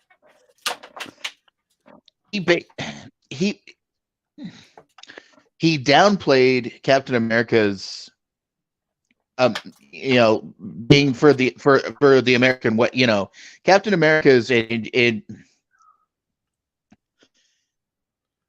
Captain America is a very American hero, and he downplayed that a whole lot when he wrote Captain America, when he did with Captain America, Okay, now see, I slightly disagree. Captain America being the type of American hero that a lot of people, even before our generation grew up with, is one thing. I thought he did a good job in him reflecting the America we live in now and the situations we live in now. I actually liked his Captain America. Some of his other stuff I'm not as big a fan on, but the symbol of America and what it means to a whole bunch of other people, I thought bled through. But once again, I can totally see where you're coming from, but it just struck me in a different chord because I'm like, especially being black, and I understood where he was coming from. I didn't feel it as a denigration. I felt it as a more realistic look from a point of view that is not the sparkling red, white, and blue that has always been portrayed. I think that viewing Captain America, I thought it was healthy to view Captain America. We all live in America, and he's our Captain America. But to view his story and from a different point of view, I thought was thought provoking.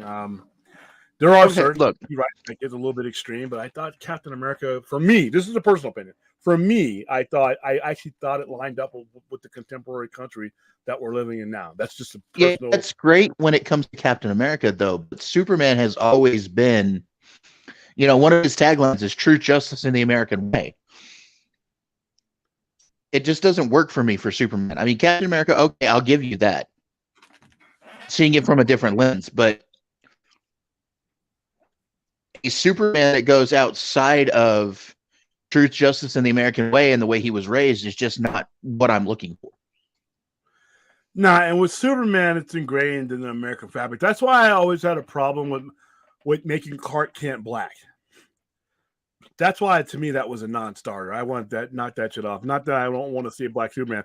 When you change, because of the way, even now what we're going to today, the way the country has viewed and accepted black people from the first time we were in this country before there was a country.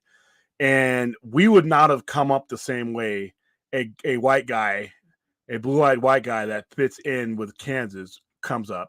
Our becoming, the black person's becoming Superman would have been a different journey. They could have both become Superman, but the journey is going to be a lot more volatile when you're talking about, especially if he was talking about doing a period piece. So we're talking about doing something like in the civil rights era where we're still fighting for our rights, and how they would view it would be interesting, but I would not want that Superman to supplant what we had, because now you're talking about an entirely different character. If you were going to do like also maybe, my biggest problem with Coates is what he said about the first responders for 9/11. And Forth makes a good point of that. It was vile, dude. Yeah. Okay. That is different. That is fair game. Because now we're not talking about a narrative opinion. We're talking about an absurd political opinion. So I can separate. And yeah, I remember all that. And now he said other stuff. I've watched him on talk shows, and he said some stuff that I just had to, like, I wish I was sitting right next to him so I could be like, or did you really say that? But as far as his writing ability, I've always been able to, because there's a lot of people whose opinions that I have to shelve in order to enjoy their work. But yeah, he said some stuff. Said some stuff that what's the word I'm looking for? Questionable, but I'll put it best. William, thought of Marvel superheroes to be a special presentation. I like the presentations on Disney. I'm exhausted with going to see Marvel movies in the theater because after phase 1, 2, and 3, I went so I saw pretty much every movie in the theaters, and it was an exhausting process that I didn't need to go through. You know, I mean, some of those movies were great. Some of those movies meant something to another one, but some of them were just out there. You know, I could have Captain Marvel in the movies for me. That I didn't have to do that. All 4 Thor movies in the theater for me. I didn't. That was, in hindsight, that was unnecessary. But Okay, can I speak to this as well?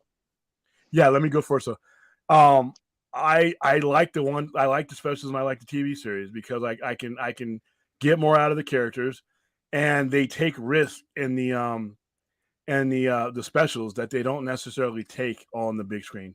Go ahead, man. Okay, so my thoughts on the whole special presentation thing. I loved what they did with Werewolf by Night. I didn't think that needed to be a continuing show. It was a good idea. Now, Silver Surfer. Now they're wanting to do Silver Surfer before they get out Fantastic Four, and I think that's a good idea because Silver Surfer indicates Galactus. And Galactus needs to be there. A good version of Galactus, not the cloudy thing, whatever. You don't like the dust bit in Galactus? That didn't do it for you? No. That the dust cloud Galactus was not a thing. Okay. The other special presentation they're talking about doing is Mephisto. That could work because these things that they do, even if they're doing a special presentation, I mean, it's the same universe. So, and if you're going to do something like that, I don't mind. I like the TV stuff better, simply because I have more time to read into the characters.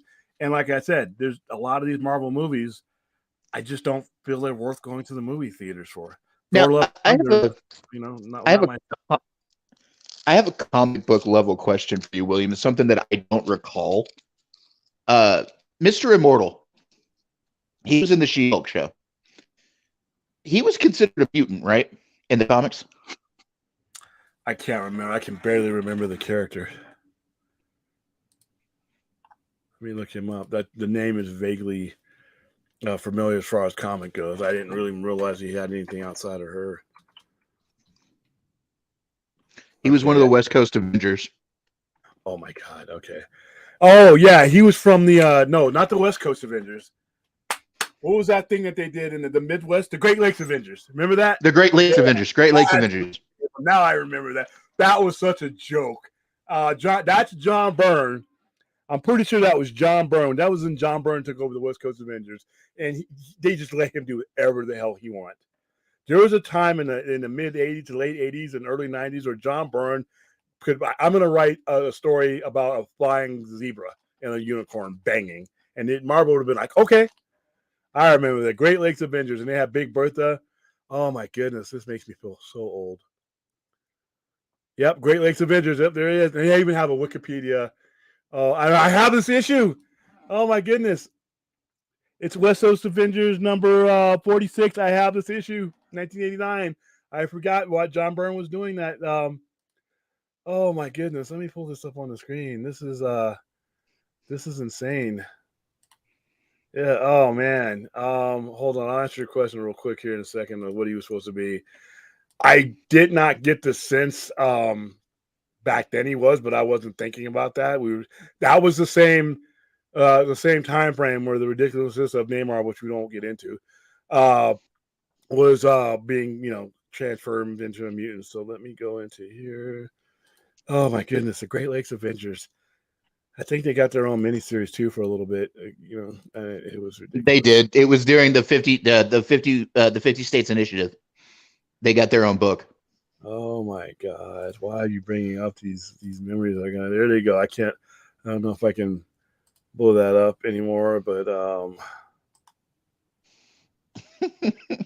my gosh! There's Big Bertha, Great Lakes Avengers, and then look at the Mr. Fantastic at the bottom looking thing that they had there.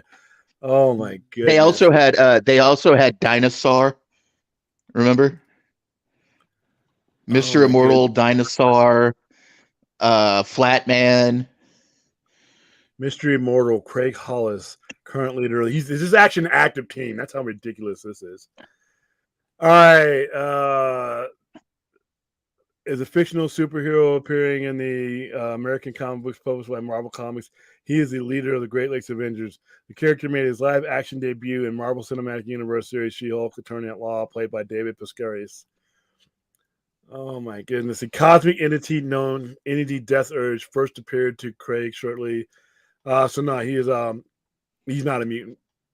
He got his powers after he was born. Well, he's considered what the. I was looking it up on the Marvel database. It says he's Homo Supreme, which is like the further advancement of mutation of the mutant gene. Okay, here we go. So here we go with this shit again.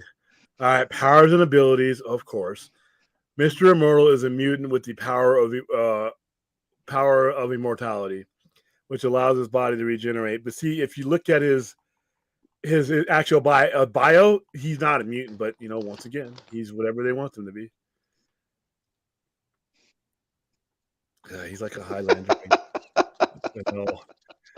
Like I said, I'm not going to get too serious when it comes to comic book logic because we're all talking about imaginary characters. But he's literally in the same. Okay, briefly, he's not a mutant. He's a mutant. Whatever. All right. Briefly, just brief spoiler for She-Hulk. The episode he shows up in is freaking hilarious because of all his ex-wives. Oh, jeez. They represent him because he's got all these women that he's faked his deaths with. Huh? Oh, yeah. Oh, that's why he's being represented, yeah. Oh, Mystery Immortal. Holy shit, dude. 1989, 33 years ago. Okay, how do I say this? Ali Shukari? What up, fellas? Seen Black Adam last night. Okay. It's probably simple like that. Seen Black Adam last night. Loved it. Encourage people to go and watch it. Great fun movie. There you go. Let's see. I think they thought Immortal would bring them a Marvel-like franchise because he was doing all those Conjuring spinoffs.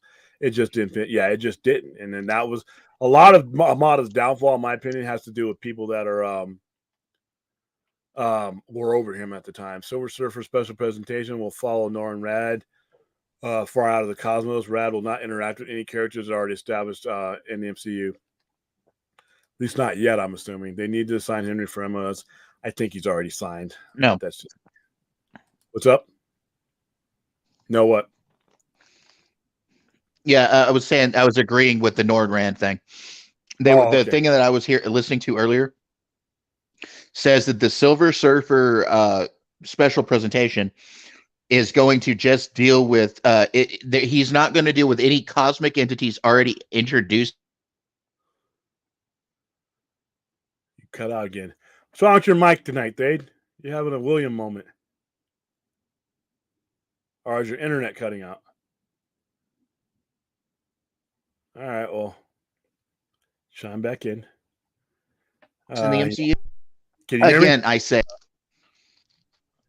Go ahead. Silver Surfer is indicative of Galactus. That's all I'm saying. Okay. I thought you cut out there. All right. Black Adam, elbow sweeping. All right. Yes. Please smash the like button for Enosh. And subscribe to my channel, damn it.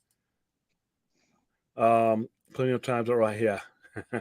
Plenty of time for that RT score. Yeah, we got to get it up. I never let a critic make a decision for me if a movie was good or not. Yeah, same here. It's your money. Most of the YouTuber I watched didn't give it glowing reviews. Yeah, and that's another level of people that, even though we're currently on a YouTube format right now, we have to understand that YouTube is not the general populace. And we bounce our opinions off of each other. And once again, a YouTuber as another set of people, we are going to have, some of us are going to have different criteria, what we think is good a movie, when the general public just wants to have fun. I think a lot of the stuff we read into, the general public's like, just give me a fucking movie. turn the lights out and put the movie up on the screen so I Yeah, can watch it's not as important to the general public as it is to us. Yeah. Critics are going to critic. All right, I will never go by Rotten Tomatoes. Too many studios have their hands. Yeah, it's owned by several different movie theaters. The people have spoken. They love this movie, and the critics can suck a lemon. Ugh. Just made me pucker up. That's why it reminds me of Venom, because the critics trashed it, audience loved it and enjoyed it. Got the same comparison from a movie that seemed like a throwback to early mid-2000s type movie. Yeah, I had fun with Venom. I wasn't expecting anything out of Venom. Not to be rude, but just to the main man just returned to this channel for almost a month. And can I ask? Oh no, that's not rude at all. That's actually a legit question. Enosh is the host of the shows he's on. This is his network right now. We're on his network. Enosh has been busy. He's been doing teaching. He's been doing church stuff, family stuff. So he has not been on a lot. This show that you're watching right now is the Sci-Fi Center Live, and the other shows that I do are the Sci-Fi Center Presents. These are always been my shows. He invited me to the network to found several shows, and that's what we've done. We're an addition to the network, but Enosh is still here. This is still his channel. We're part of what's called the Poindexter Pantheon, and I have this show, the overnight show. I have a Friday night show that goes every 6:30 every Friday night. Right now until tomorrow, we have a Game of Thrones after show that we do. And throughout the last 7 months, we've done several things called the Sci-Fi Center Presents, where we go into depth on certain subjects and certain characters and the ramifications and historical presence of those characters. So no, Enosh is there. I know you guys have probably seen me a lot more than you've seen him, because he's doing other things right now. But he'll he's lining as his schedule lines up and he has time. He'll join. And I know it's a big difference, because when I first came on with Enosh, we were all going 6 nights a week. And every time he was on, we were on. I would get off of work, I would come in and do it with him, and then he'd turn around and have to get up 3-4 o'clock in the morning. So eventually it got to him. So, but now Enosh is still here. He was never the host of this show. This has always been mine. But the Poindexter Lounge, his main show, he's still there. In fact, he streamed a few days ago. Yeah, a couple of nights ago. So yeah, he's not on as much as he's usually on, but temporarily. But no, this is he still hosts his show. But this one right here is mine, and the one for Game of Thrones is mine. And then the Sci-Fi Center Presents stuff is also ours. So, but no, that's not rude. That's a fair question. We have 2 super chats, by the way. That must be further. I'm getting to them. They must be at the bottom, right? Because I would have missed them. Okay, I just want to make sure I get. All right, Gene Scotch. Yep, I know, 6 years ago. All right, let's try something new, please. Oh yeah, she's already posted that. My time to shine. Hello is not great. Stop it. Where's that at? Hold on. Oh, he's a. Listen. If you guys like Grace Randolph, continue to listen to her. I can't do it anymore. I don't. I have a problem with the. It just seems personal when she goes after people. If you want to tear something up, tear it up. But I just get that feeling that it's personal sometimes, and it's like I don't need that, So, yeah. Yeah, he really does, especially now. All right, Marcus Cruz, thoughts on Marvel making special presentation instead of ditching the Disney Plus apps now? Preference-wise, I prefer the series because I get more time to fall in love with and grow with these characters. My mind goes with them over 6, even if it's 6 episodes. I like more episodes, but like the Daredevil one's gonna be way more. It gives me time, and it holds me back from passing immediate judgment on a character. Like Peacemaker is always the example I use. If I just went on the first 3.5 episodes of Peacemaker, I would have thought that show was trash. But because I was able to watch the first 2 episodes at once, I was able to watch the third one in succession. And then by the time I was able to give it enough time to where the character, it wasn't just Peacemaker, it was Christopher to me. And I could start to relate to him. I could start to see him as more than just a goofball with a toilet bowl over his head. So I like the episode format, but I also loved Werewolf by Night, so I'm sort of in the middle. All right, let's see. I think I got that question for you. Is that the question you were talking about, Marcus? Okay, yeah, that is. All right. So where's the super chat? Fourth 1,000. Thank you again. Look up quotes. Yeah. Yes, I know. And I consider those first responder people as fellow soldiers with me.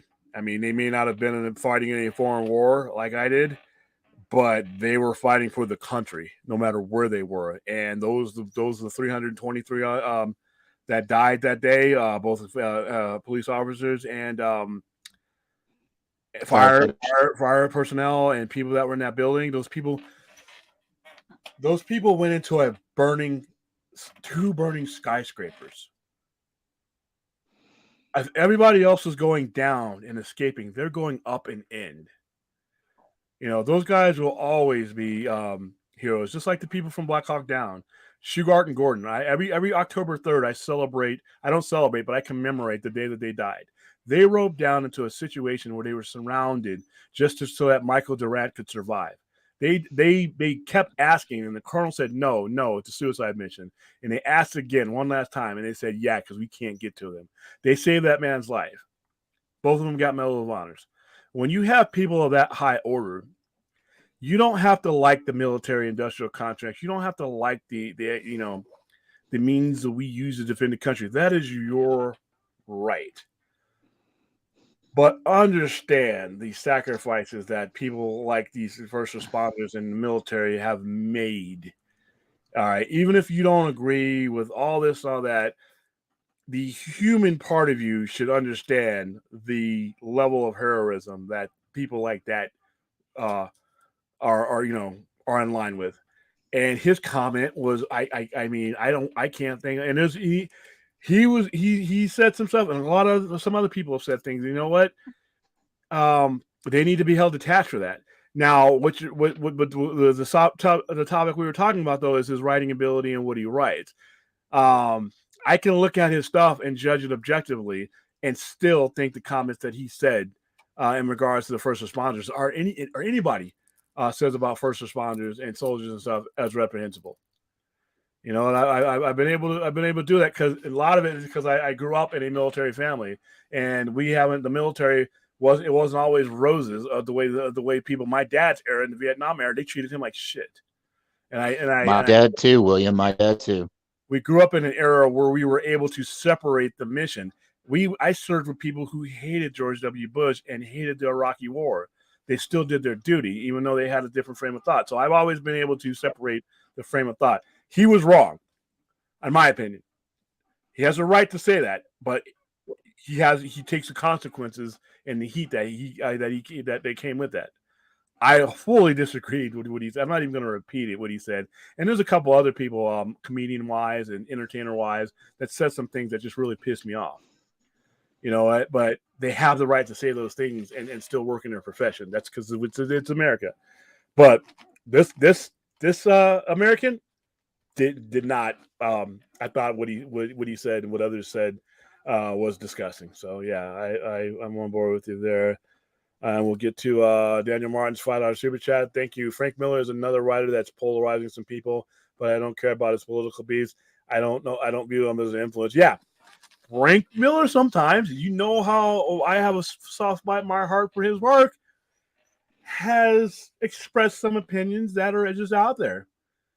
You know, but does that make Dark Knight any less of an epic? No. I'm not. When I pick up your work, I'm picking up your work. If I wanted to engage with you on that level, I will. But that's a whole different realm. You know, so there's so many people that if I got into the way they think politically, I wouldn't be able to enjoy just knowing that they existed half the time. Well, no, okay. Look, I wasn't trying to make a political statement about Ta-Nehisi Coates earlier. I was just saying, for a character as American as apple pie as Superman is, he's not the right choice. That was my point. And then and the original one was Captain America, which, like I said, I liked. I thought it was interesting. I thought he was. I thought he put out, But like I said, these things are put out for people to enjoy them and perceive them in ways that we don't expect each other to do. All right, I'm just going to jump. I'm jumping all around here because I wanted to speed up and get those. 90%. We know what they're talking about there.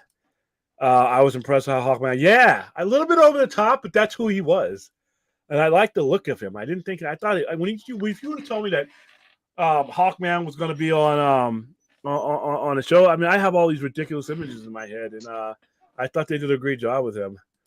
The Rock is happy though. He fought hard. Yeah, he fought hard. Yeah, for himself, but you know what? He's fighting for us too. He understands, and I'm happy for him. All right. I was going to see it again with my dad, but I don't know if it was that good. I just don't have another 2 hours right now. There are movies that I love that I didn't see a second and third time in the theater. I just don't have that kind of time. And going to a movies, ever since the way and Henry posted that picture of him drinking scotch, yeah, they were up to something. Okay, so where am I at now? I'm just making sure we didn't miss. Actually, I've gotten all that. I see Silver Surfer questioning, but I got that. We've got another couple of super chats. Okay, you got the Frank Miller one from Daniel Martin. Yep, I got that one. We've got a $5 one from Four. All right, William, have you watched Patrick William new video on Snyder? Probably one of the best in-depth reviews of his work. I've heard of it. Somebody else told me about it. I have not seen it. I will take a look at it. I guess it was I guess what's considered a fair assessment from what I'm told. But no, I have not looked. I will look that up though. Patrick will. Let me type that in here right now. A lot of the stuff you guys bring up, I need to put on a different note, or I'll have to watch the stream again to put it on there. So, all right. So yeah, I will read that. I will look that, and I will post my opinion. Hey, Anthony, how you doing, man? William, thought on House of the Dragon episode that was leaked out. HBO is aggressively monitoring and pulling these copies from the internet. Okay. All right. HBO is not aggressively doing shit. I don't think. That's just my opinion. They don't care about Game of Thrones being pirated. They don't do that. But maybe if they are wanting people not to get it ruined for themselves. But you know what? I mean, it's out there now. You can find it in like 5 minutes. And if you don't want to ruin it for yourself, you can avoid it. But HBO, I don't think is aggressively monitoring anything. Hype train, baby, hype train. That's all I'm gonna say. Yeah, Game of Thrones is the most pirated show in history. HBO for 10, 11 years did nothing about it. They did not care. People were like, "Well, I'm not gonna pay that much for HBO Max. I'm gonna go ahead and pirate it." And HBO was like, "Okay, go ahead." You know what? HBO was so confident about the success of their show, they used the pirates, the statistics as part of their stockholder meetings. They would brag about. I'm serious. They would brag about how much Game of Thrones was pirated to let people know what the demand of that show was. They did not give a fuck, because enough people are paying to see it. And paying it, the overwhelming majority of people are doing it the right way. They got their money.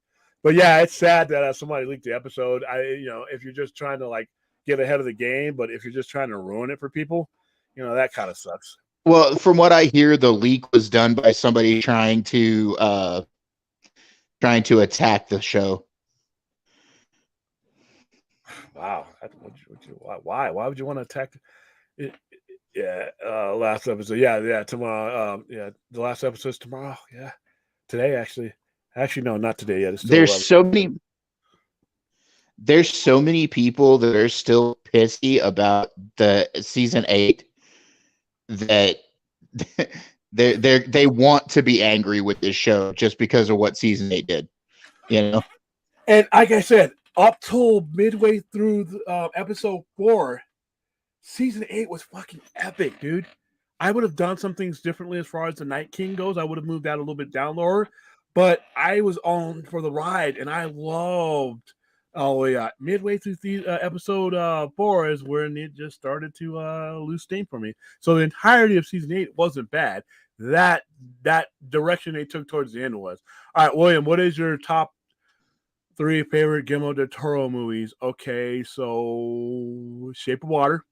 Number 1, Pan's Labyrinth. Number 2, Hellboy. Number 3. What's yours? He's got. You're pretty much spot on with my choices too. Okay. He's got a show coming out called Cabinet of Curiosities on Netflix that's coming out at the end of this month. That looks really cool. Yeah, we're gonna review that shit too. It looks great. All right, so I hope I answered that question. That was an easy one, Anthony. Throw some hard ones at me. I love that guy. That guy. There's so many movies I would love to see him take over. All Oh right. God, yes, dude. I want to see him do some of the dark side of DC, man. That would be cool. Yeah, me too. I'd like to see Matthew Vaughn maybe lead DC, the guy who rebooted X-Men and made an epic first-class movie. It was great and everything. Once again, guys, and I'm not knocking you guys, but you guys are coming up with great names. But I want you to, when you think of these names, these people have done great creative work. Are they executives though? Can they run? It's more than just coming up with a great story. You got to run the car. You got to run the machine. You got not just the machine that we see, all that shit that we don't see. They got to run that. They got to be on top of all that. That's why the pencil necks are always the ones that get the job.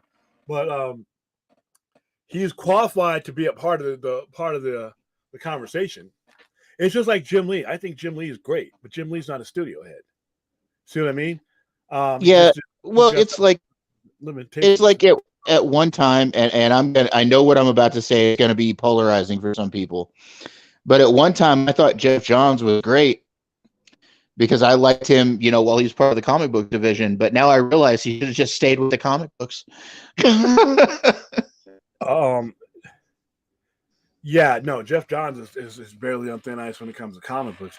As long as he has a strong editor over him and he has strong oversight, Jeff Johns is great. But when he starts getting the momentum enough to where they say you go ahead and handle this on your own, that's where we run into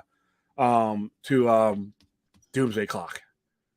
That's where we run into Rebirth. That's when we run into just all the world changing shit. Oh, William, I'm gonna put myself through it and actually go back and read Doomsday Clock.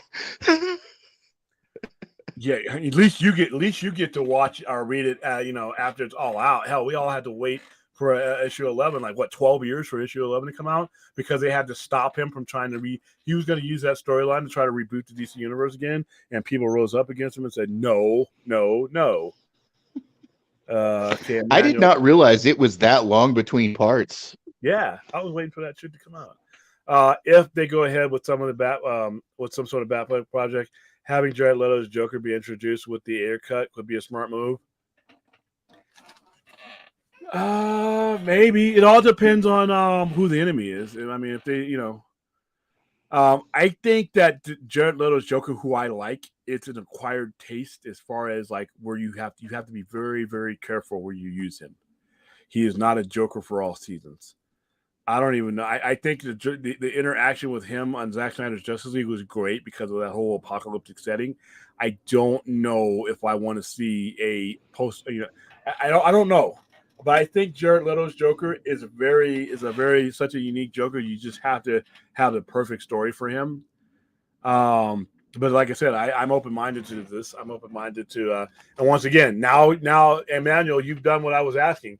You've given me a business reason to release an Ayer cut, because if I'm gonna spend even if it's just $1, if I'm gonna spend any time or effort on it, I have to have a business reason. Because remember, I have to take these all back to stockholders, and I have to take these to debt management people that are saying, well, you're not going to make any money on that. You're not going to make any more money than you already made on this by changing this. Why are you doing this? Why are you justifying this? And then you're going to advertise. What are you going to do? But you've given a business reason, and that why we could do this. So, kudos to you. I wish Black Adam and Inner Gang linked to Apocalypse so they patience. I think that there's enough there to go forward with.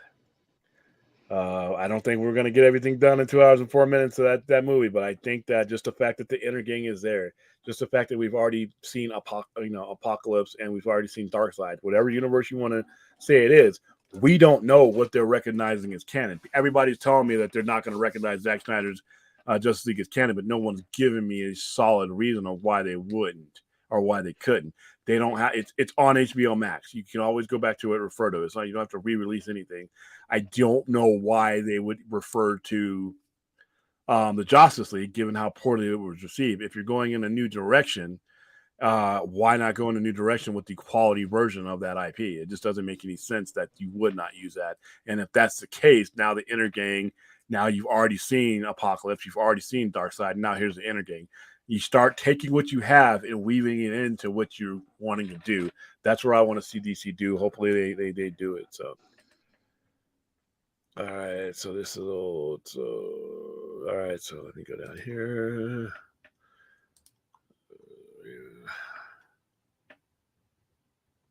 Raven producing, and it wouldn't say. Okay, they're talking about Man of Steel. All right, The Dark Knight, 23. I saw Black Adam. I couldn't help but to think that as much as WB hated Zack Snyder, they sure did try to imitate his hyper stylized visual style very much. I think a lot of that has to do with The Rock, because this is The Rock's movie. Yes, he had to go to them to get a major superhero, because that was a big move. But within the confines of his movie, I don't think they really got in his way as far as that goes. When it came to getting Superman, he got a no there, because that's the biggest IP one of the biggest IPs that they had. So they just weren't going to let him use that, But I think that this movie, for better or for worse, was heavily influenced by Snyder. Too much slow motion in this movie, but the slow motion was influenced. The fight scenes, the choreography, the cinematography, all of that. I felt like I was watching a action-packed Zack Snyder film. Now, not as strong a story as any of Zack's stuff, but it was a fast, fun movie, and I enjoyed it. But I definitely felt the influence of Zack Snyder in Black Adam. We got a couple of questions and another super chat, William. Going down. Oh, no, I got that one.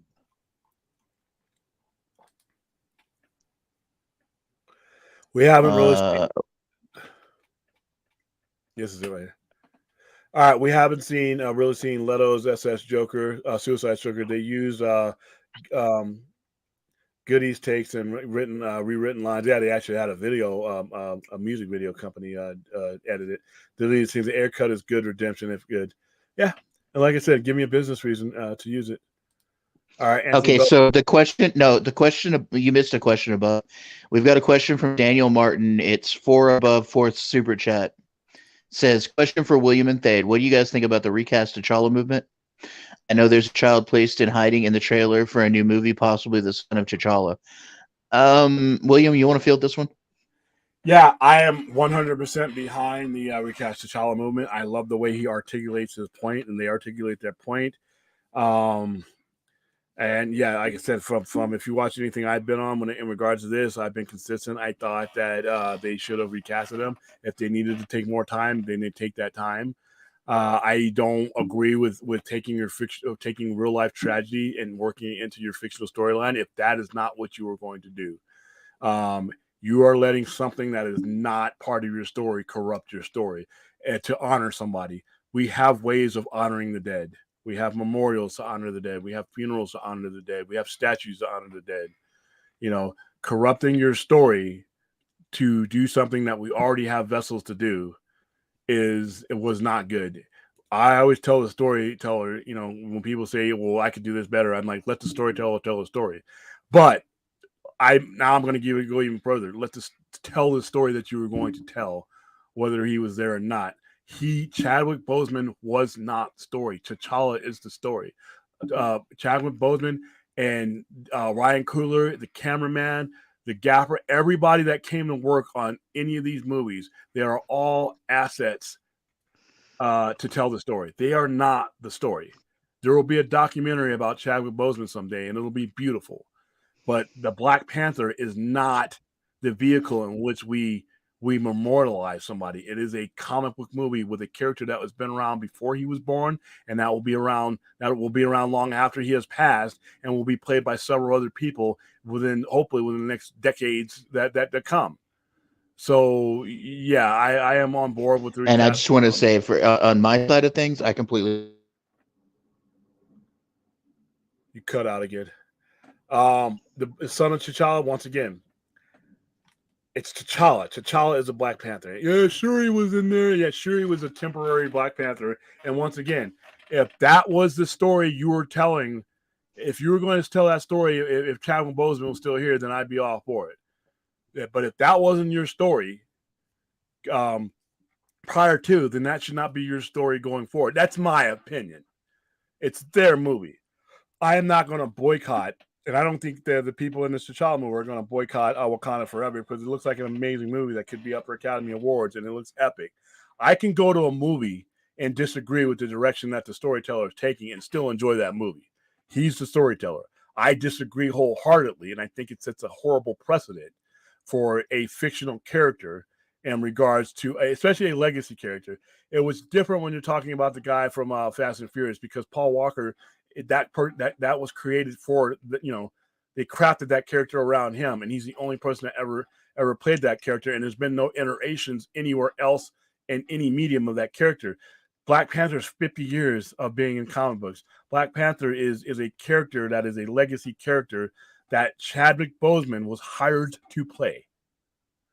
All right, he did what he was supposed to do, and I also think that if he could be here today, I don't know him, never met him, but from what his family is saying, that recast it. While he did the work to bring the character to the surface, and now you're not going to continue that work. How's that honoring anybody? So that's just me. Yeah. And look, I completely agree with William on this. I don't have a dog in the fight as to the importance of Chadwick Boseman to the Black community. I understand that Black Panther, the movie, was very important to young Black males. So I don't have a dog in the fight on that one, but I do think that letting a personal tragedy run your story is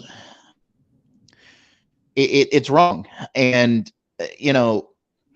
Chadwick, like William said, would have wanted us to continue, would have wanted the character recast, would have wanted that character to still be there for the community.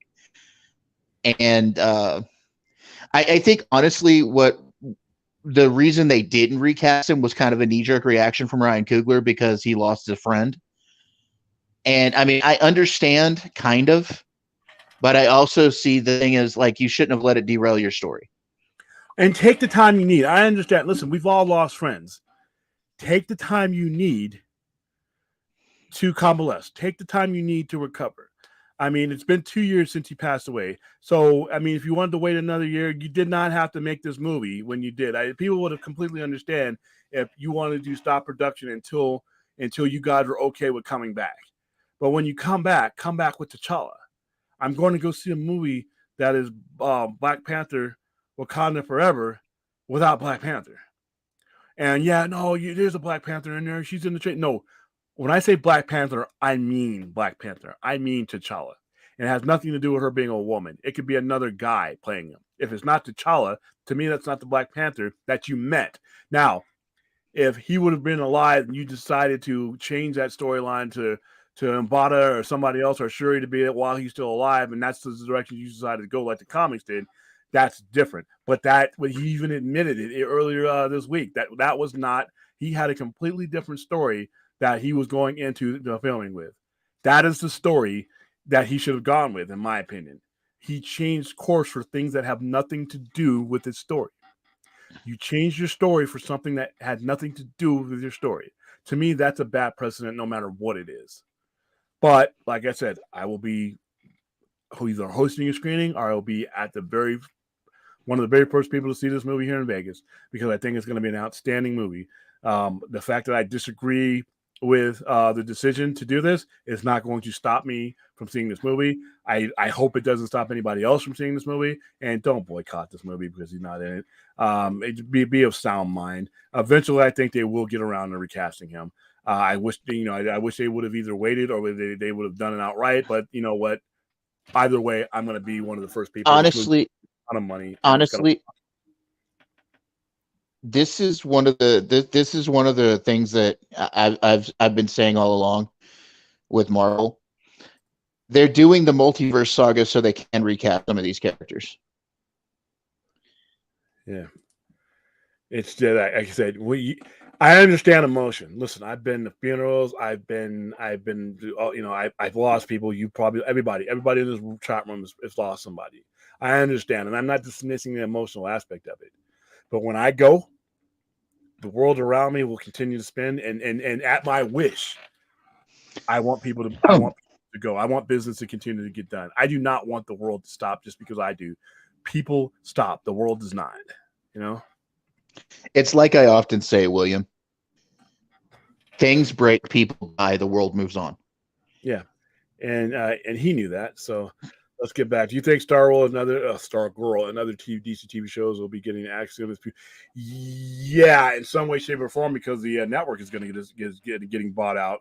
And I don't think it's what's crazy is they just greenlit third season of Superman and Lois. Yeah, and it'll last that long. But by the time that the purchase is done and Viacom and Warner Brothers divest themselves of it, then that'll be it. Some of that stuff might be moved over to HBO Max, but a lot of it just isn't worth the money. In order to make TV shows viable, they have to have ad revenue. They have to have ad leverage. And if your viewership is like very, very minuscule, like if I'm buying ad revenue, so, the way it works is you get like a window of time to where your commercials and stuff end up and you pay a certain price, so I can narrow it down. So if I want my ads to run during wrestling, I pay a certain amount of money. If I want it to run during NBA and so on and so on, because those are the things that draw numbers. And that's why they always pack them together. You'll see like a DC superhero movie right after an NBA game because they know that the layover is still there. But if your show is drawing less than a point or something like that, 0.00, then nobody is buying good advertising time for that slot. So if your CW shows are not drawing enough viewers for the ads to make any sense, that's really the only way that the network is going to make money on those shows. Well, Stargirl isn't on the CW. Stargirl's been on HBO Max. It's a streaming thing. It started out in the CW. But like he's talking about like Lois and all that, those ones that are currently on there, they're gonna have to have numbers in order to draw ad revenue. Because like I said, I buy ad revenue. The thing about Superman and Lois, though, and I understand what you're saying about they've already started filming on season 3. They'll get another season, but by the time that the not the merger, but by the time it's OnStar or once Comstar or something like that is buying that network, and the only way it's viable for them to continue beyond them not owning the network and to produce it and the cost of producing these shows is if people are buying ad revenues for the syndication of those networks. That's basically what it is. Like, so ratings for what are the ratings for Lois and Clark? I'm looking that up right now. Give me a second. If you look it up, like I said, you demand, not saying they're not getting any ad revenue, but it's determined upon the ratings. Like if I wanted to put a spot on Monday Night Raw, it's going to be expensive. If I wanted to put a local ad through the cable company, through Monday Night Football, it's going to be through the roof. Okay, so they've moved Superman and Lois. Even though they're filming season 3, they've moved it off of the CW. I think they're putting it what they've done with Stargirl. They're putting it to HBO Max. And see, that's actually better. I don't know how long it's going to last there, but now if they move it all to HBO Max, maybe I wouldn't be surprised to get a Titans season 5. People are always telling me it's not going to happen, but it all depends on how it's received. But now it's safer on HBO Max because you're no longer dealing with ad revenue. Everything's pulled into one. But I really think the end of CW is coming. I think the end of CW as far as DC content is coming. So for DC content, of course, yeah. So do you think? Like I said, I still don't have an answer for this question. It all depends on how much they cost to make and how many people they think can draw on them, even if they move in HBO Max. So we'll have to see on that one. Guillermo del Toro Justice League Dark movie was going to have John Constantine, Zendaya, Zatara, Alec Holland, Swamp Thing, Ron Perlman, Jason Blood. I would love to see this, but one thing at a time. One thing I need Justice League normal to be established before we start going into these other things, or at least know a plan in place. I like this. I like that cat. I like all that about that. But right now, we're at the start of the race. We're not. I don't think we're at a point right now. We can wish for this stuff, but I don't think we're at a point right now where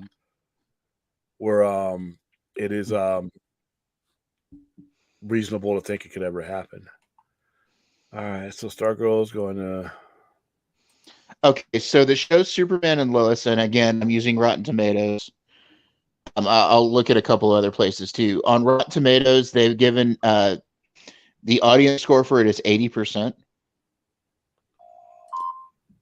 Well, what about the let actual me TV ratings? So that's actually the ratings. let me look at Nielsen. Hold on, let me look at Nielsen. Yeah.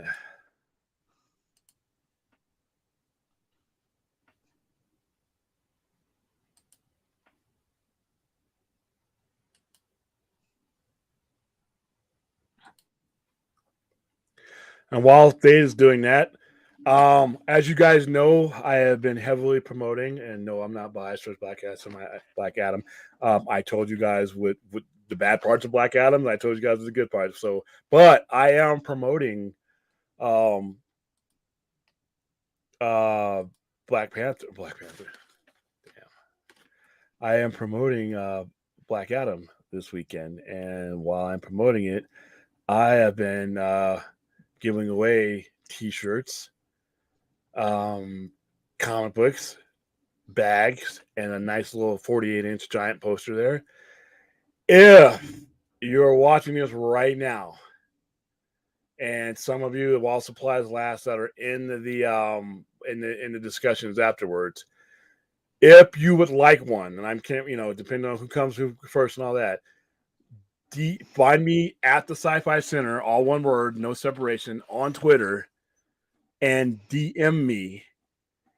And if you want one, the only thing I would ask you to do is if you want a poster, I would need you to pay for the shipping on the poster, and I will send you one. Shirts are dirt cheap. I mean, it's going to be dirt cheap for that. If you would like one, what I would need you to do is to have a chance at one would be to drop me a DM, and I will send you an invoice for the shipping and handling of it. And if you're willing to pay the shipping and handling, I will send you one of these items while I have them left. I still have quite a few of the comics left. I'm down. I gave away about 100 T-shirts today, so we're running down T-shirts. I only think I got about 20. So we got plenty of those bags left, and we got plenty of the comics left, and we got plenty of those posters left. If you DM me, and you with your name, address, and all that, and I will return that DM eventually with a invoice. If you pay the shipping and handling, I will send it out to you because we have a lot, and I want this promotion to go just beyond just what we're doing on a local basis. But I have those posters are nice. They're 48 by 24 inches. The little bag has a drawstring on it. The comic is the Hawkman version of it, and then the shirt has the Black Adam logo on it. So if you guys want something like that, DM me in there. And like I said, if you if I get to you in time before they're all gone, then you'll I'll email you, or not email you, I'll DM you the link, the invoice, and if you pay for the shipping, like I said, I'll send that out to you because we got a lot of stuff to give away. Go ahead, Thade. I know you were looking for your ratings. Yeah, it's as of the last episode of season 2 on 6/28/2022, in the 18 to 49 demographic, it had a 0.12 rating in the Nielsen. Okay, see, that's not enough to draw that kind of to draw a decent ad revenue that they would need in order to keep it viable. But on HBO Max, different story because you're no longer. Well, that's why I like streaming. I love streaming. Streaming, I know people want to save the theaters, and that's all good and fine. But at the same time, there are certain things that just wouldn't exist without streaming. So I'm kind of happy that it's around. All right, let's get back into the chat here. All right, so yeah, I'm already starting getting the DMs right now for. Also, let me know what you want. I'm sorry, I should have probably done that. Let me know what you want because I can't give you everything because that would be too expensive to ship. But let me know what you want. I can give some of the comics I can probably fit in a poster tube. The T-shirts I could probably stuff in a poster tube depending on what kind we get. So if you want multiple items, let me know, and I will send you what I can. I will send you what I can, and like I said, so. But just one of the people who spend the night with us every Saturday night to be in on that promotion. If you look at William, I tossed you a Twitter comment on what you were just talking about with the merch. Oh, you're not getting shit. But everybody but Fade. No, I'm just kidding. But yeah, you guys spend Saturday night with it. I wanted you guys in on this promotion. If you look at my Twitter page, I only use Twitter I use a device or I use a program that puts stuff on Twitter for me. I'm not an engager in Twitter, because I've seen it just becomes accessible sometimes. But I use it because a lot of people are in our YouTube community and that I associate with. It's easy to send messages and links, and they all use it. So that's why I use it. My primary thing is on my Facebook page or Instagram. But I am on Twitter. I do spread a lot of news on Twitter. I spread the links on Twitter. You'll see me on there every now and then, but you'll never see me getting into Twitter wars and arguments with people. I'm there to post information and get some news, and I get the hell out of there. But yeah, so go ahead and send me that. But if you look at my Twitter page, though, you'll see, or my Instagram page, because it mirrors, you'll see just how many people and how many things we've given away since Thursday afternoon, especially by people who've seen the movie, And so I'm always happy to give people a free shirt or free poster or free anything or free movie. Like I said, I know what it is to be broke, and sometimes, hey, getting something like that can change your day. All right, question boy Mathay, do you guys think about the recent child? Okay, we looked at that. Yeah. Okay, you're gonna hate me for this right now. Like I said before, I would have said no for different reasons than the previous regime would have. I would have said no because every time you give me anything that is not Superman, Batman, or Wonder Woman, and you want me to sell that to a general audience, remember, everybody says, well, it doesn't always have to be about those. For the most part, to get you going, yeah. In order for anything like this to exist, those guys have to. It's like the sun. We can't survive without the sun on our planet, right? We revolve around the sun. The sun is not, it has to be there for the other little planets and planetoids to survive for the most part and sustain life. All right. So you have to start with the sun. And then when you have to start with the Trinity. We can get to these outlying planets and we can get to these things that aren't the top of mind. We have to get the Trinity in order first. We have to build that audience. Once you build that audience with the Trinity, you can send them out to anything you want to. But first things first. All this out, and Guillermo del Toro involved in anything sounds great, but we have to establish these heavy hitters first if we want these movies to make money and we want to grow the audience so that we have the leverage to give whoever is making these movies the support that they need. Like right now, we only have what Black Adam is doing and going forward. We got to support the hell out of these things. And we so that we can get these other characters, because like I said, making a case for a Blue Beetle to a general fan is really hard. Making a case for Blue Beetle after they've seen Superman is really easy. All right, so Anthony and Fourth are going at it. Yeah, fuck Dade. No, I'm just kidding. No, seriously, the reason why I'm trying to get the t-shirts are from my buddy that's got a birthday coming up. The only thing that I asked for was one of those double-sided Halloween end posters because I want to frame it, put it up in my wall because I'm going to be doing horror content. So it's going to be background stuff for my show. Yeah, I got that one. I got a huge Doom one because they gave us a lot of ones for Doom. I don't think we're not going to get anything for Black Panther. We're just going to get seats for Black Panther, but because they don't need to really promote that movie. Yeah, so that's I mean, and I think DC is going to get to that point too, where they no longer need to do all this crazy shit to promote their movies. Yeah. Once you build the machine and push the machine and get the machine going, the machine does all the work for you. The talking raccoon was able to make lots of money with Guardians of the Galaxy because the universe had been primed for him to do so. And I always tell people, if they would have put Guardians of the Galaxy with no MCU, just say there wasn't an MCU and we decided we're going to make a Guardians of the Galaxy movie, we're talking it would have failed. Yeah, we're talking Howard the Duck level firing. All right. We're talking about people talking about, wow, I used to be in Hollywood, but then I made that one movie and now I'm here at Five Guys Pizzas, Burgers and Fries. So yeah, it's a big difference. All right. Now I'm over here slinging iced tea, No, I'm at hot dog on the stick making lemonade in the little bicycle machine. So yeah, you have to have the right universe to make this happen. Oh yeah, they're making dude. When Game of Thrones went off the air, and this is a lesson that they needed to learn, and they are learning. They lost 53% of their male demographic. When Game of Thrones last season aired, and when it was over, they lost 53% of their male demographic. That's a lot. So you know that they couldn't wait to get Game of Thrones back. And not only is it back, it's good. It's not just some other, we're not just taking advantage of the name Game of Thrones. It's good. Every episode was better than the last episode, and it's intense good. And tomorrow's going to piss a lot of people off because I'm pretty sure I know what happens and the way it lines up. And it's going to piss people off. Dude, you're going to be ready. The audience is going to be ready to go to war and kick people's ass. The audience is going to be like, "Where's my fucking sword?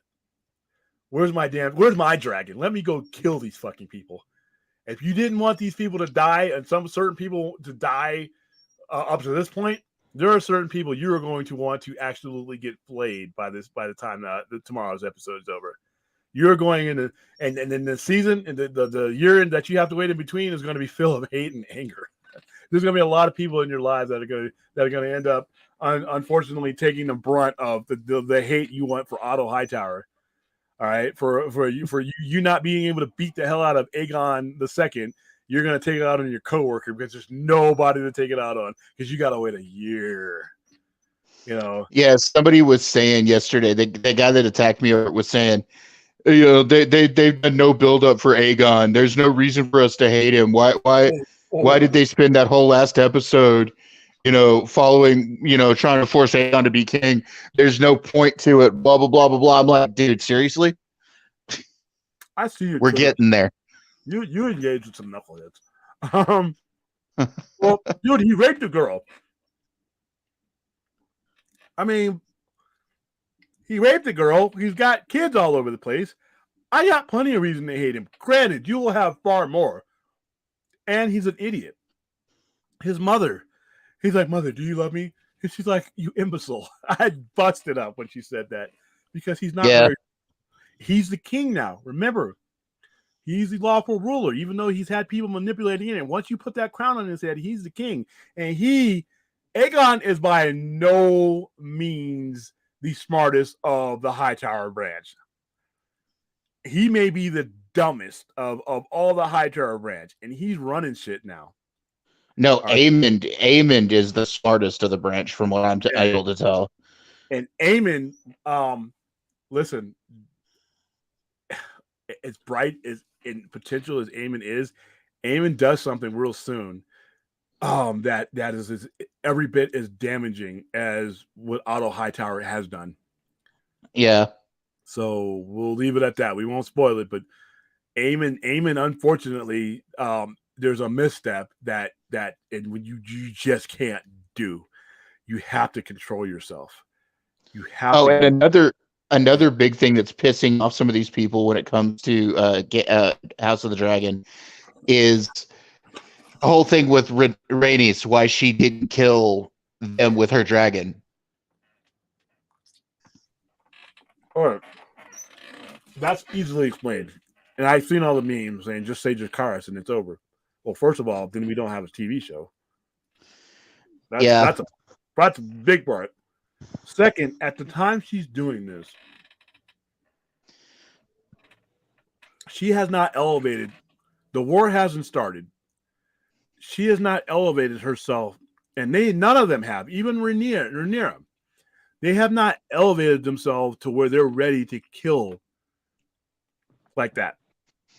They just haven't gotten that. We look at it in retrospect, and we look at it looking from Game of Thrones' point of mind. But they're human individuals, and she's staring down relatives. All right, Aemon, Aegon, Helena, those are her relatives. Those are Targaryens, and she is not that level of person that is a cutthroat. I'm ready to kill you all. It's not at that level yet. We're looking at the beginning. We know what's coming. We know there's a war coming, but we're not there yet. And in every war, all the smart people do everything that they can to avoid the bloodshed till the very last minute until they absolutely have to. And that's her. She's not a murderer. Now,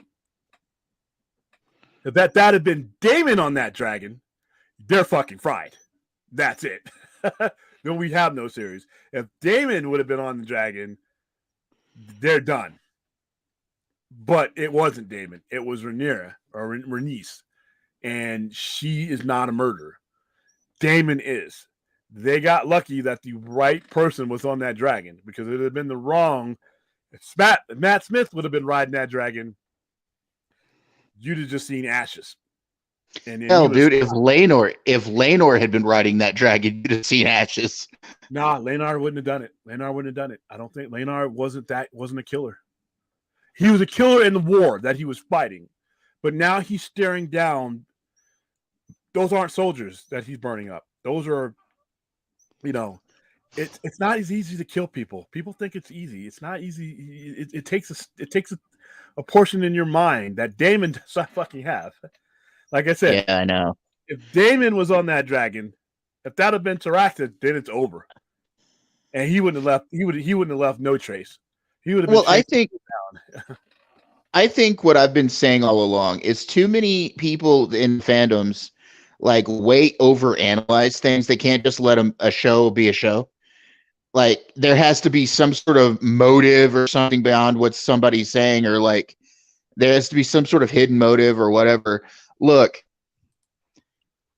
like you said, ultimately what you've got to think about is if she had done that, no show. Like done, over with, finito, It's bad enough we got to go this long without it. Even if it comes in on time, even if next August we get it back again, or next September we get it back again, we still gotta wait. We still gotta wander the streets beating the hell out of people because we don't have Game of Thrones for a year. I don't know what I'm gonna do with myself. But yeah, if Damon would have been on that dragon, it's over. At least some of them would have been burned.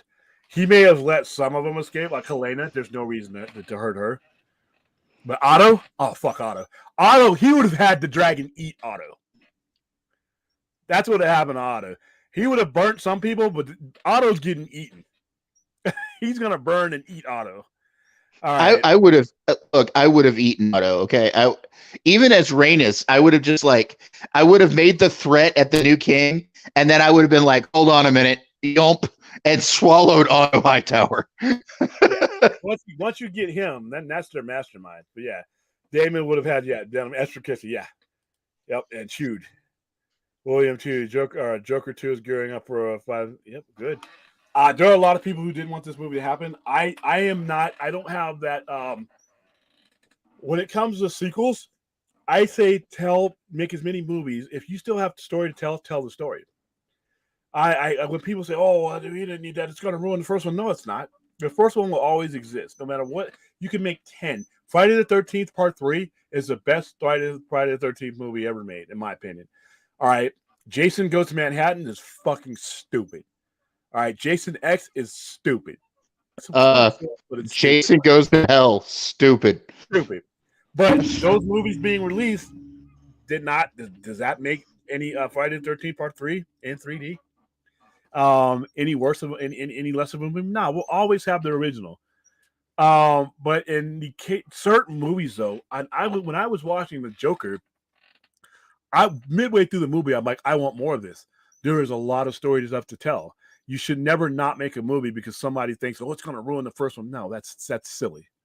That is silly. Keep telling the story as long as now. When you run out of story and you're just doing it, But you know what? They decided they had a story to tell. And Todd Phillips is doing it. Joaquin Phoenix, who does not do sequels, is signed up for it. That tells me a lot. That tells me that they were pitched something that was like, we're doing it. So I'm happy. I love the Joker. I want to see where the character goes. I want to see where the insanity goes. Oh, come on, Hal. Okay, Hal. Here's my question to you. Based on what? Why are you? This is a question. It's not knocking you. Why are you not what maybe you don't like Lady Gaga, but are you not watching it because you disagree with the concept of being made, or what I'm just curious because I need to get this type of feedback. Fuck this guy. Hey, and listen, dude, I've seen too much of your face everywhere. I was completely happy and just fine with you just being an avatar. Now you've gotten the balls, and now we get to look at you. Like, ugh. And he looks like he's high. Is he high in that picture? He looks like he's like Snoop Dogg. Or he's looking at something he's about to eat. Look at him. Yeah, he does look inordinately happy. Yeah. I want to see the whole picture, bro, Dan. What else is going on in that picture? Are you watching porn in that picture or something? What the hell is going on here? Is there a giant pizza in front of you? Like, what's going on here, bro, Dan? Some chicken nuggets or something like that. And I'm going to rob you soon. So just you're on the calendar. Don't say hi to bro, Dan, because he'll stick around. All right, the musical concept of Joker. Hey, listen, here's all I ask, and this is up to you, Hal. As ridiculous as this sounds, Todd Phillips is involved. Academy Award winner Joaquin Phoenix is involved. Lady Gaga, who I consider one of the better multifaceted talents out there, is involved. It sounds ridiculous. But look what we've accepted. We've accepted talking raccoons, talking ducks. Why not? And this may not be like La La Land. This may be them hallucinating and like they're not really out in the street singing and dances, but it's in their head because they're all fucking crazy. I would say here's what I'm asking you to do. You do not have to do this. You can go tell me to go take a lying plea. All I say is keep an open mind about it until we have reason for it to be ridiculous. If we see like Kids Incorporated coming out with Joker music, yeah, we're gonna have a problem. But let at least wait for the first trailer. Give it a shot. Maybe Oh, here's Brodan still talking. Yeah, I told you guys he was gonna stay around. William's mad because I have youth and he looks like a corpse. I don't know what it is you have. That you're calling youth. How old is Brodan? 27, I think. You look like shit for 24. No, he's 24. 24. 24? You look 50. Like Martin on Bad Boys when the guy's trying to. How old are you, sir? 17. You look 30. Dude, I see grays just on the beard right here, man. Man, we need to get you some of that cream. Hey, you need to be sleeping with the pixels on your eye, man. It's okay for me to look like a sleeve stack, but if you're 24, man, you need to get that go to a spa, man. Stop stressing out. Hey, let me take some of the stress off your hands when I take half of your stuff. You'll have less to worry about. This is jackass. I look 50. You're completely impaired. No, dude, relax. Maybe you do need the weed that it looks like you're smoking in this picture. All right, we'll get on off of him because it's just too much fun. All right, so yeah, musical concept. Yeah, just give it a shot. Maybe Yeah, I mean, because you're right. It sounds ridiculous, but I've learned to give it some time because, like I said, otherwise Heath Ledger's the Joker, Brokeback Joker. Are you serious? I'm not going to see that. Man, when I saw the trailer for The Dark Knight come out, when it's just his voiceover, I knew that was something that was going to be an all-time great right there. Oh, have you seen his influence, like the musician or whatever that was his influence for his Joker? Like they played a clip. I found it.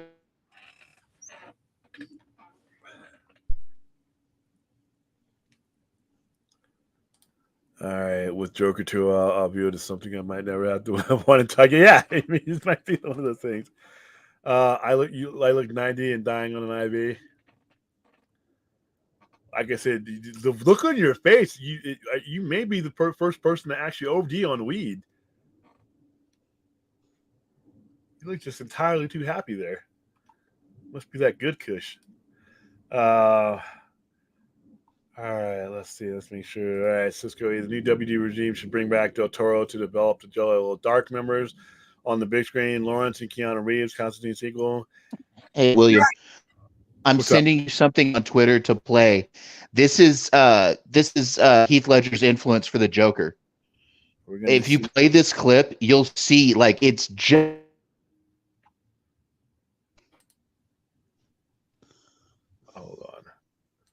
Hold on. Is this something are we gonna get struck if I play this? Dude, it's old. It's old as hell. Go ahead and play it. All right, Enosh. If we disappear, it's actually I'll just blame It's it on Bro Dave's Dan. fault. Blame it on Bro Dan. Hold on, let me get in here. All right, hold on.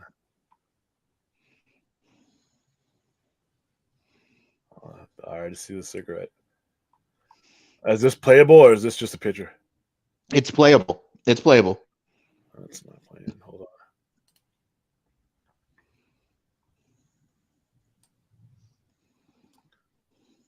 All right, here we go.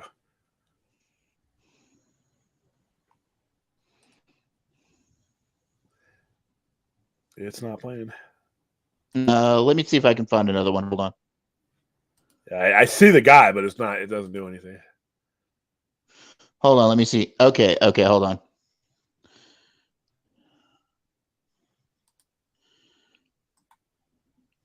Yeah, it's just an image.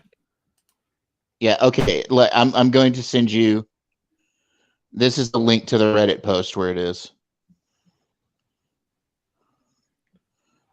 That should be able to where you can play it. It'll bring it up, and then you can click the play on it.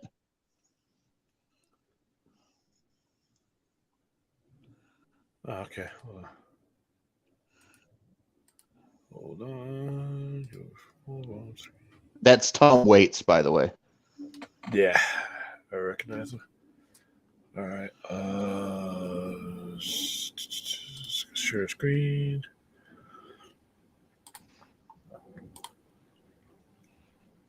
By the way, StreamYard, if you're listening, I hate your new share screen function. It sucks. All right.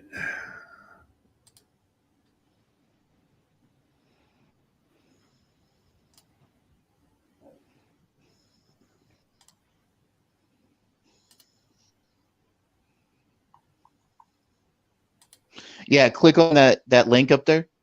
I had it playing. Hold on. Oh no, here it is. There you go.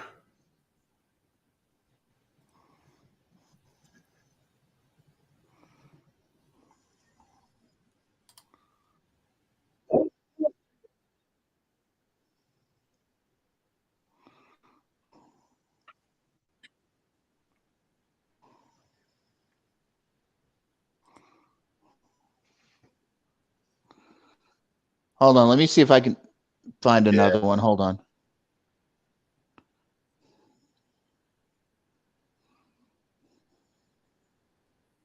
Hold on. I know what I'm going to do. I'll just do it this way. Copy you. I'll do it. I got it. Hold on. Because it's Reddit's blocking it. All right, here we go. And there's a YouTube. There's a 1 minute 33-second YouTube video. I got it. I'm just going to share now. Okay. Get out of here. Yeah, it always does that when it goes to something like that. But I got it now. Share screen and Chrome tab. Yeah.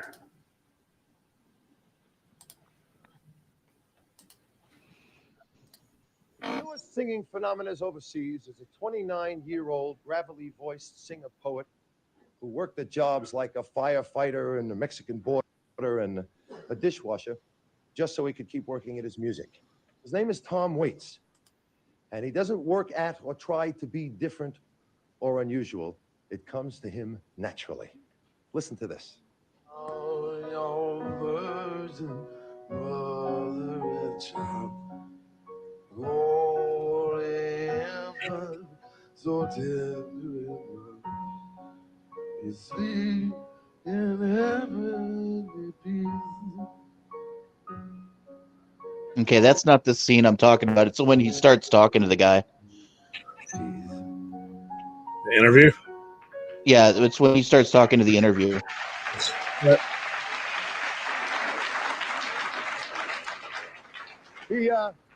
That was an unfortunate selection of a piece to show you right there. I thought I would say that now so I wouldn't have to say it later. To me, he is a mixture of Satchmo Armstrong and Humphrey Bogart when he sings. It's an incredible style. In reality, he sings like no one else does or ever did. And he's going to be doing a number for us a little later tonight. And I think you're really going to like him. You're going to understand the great sensitivity with this man. So, I'm better than nothing. yeah. An ashtray. We don't have. Can we have an ashtray? An ashtray, man? If not, I can see it already. It's Stalin, but I can see it though. This is voice alone.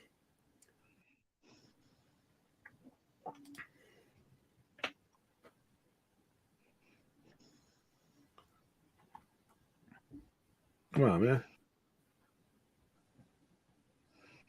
How many megs download do I need for this not to?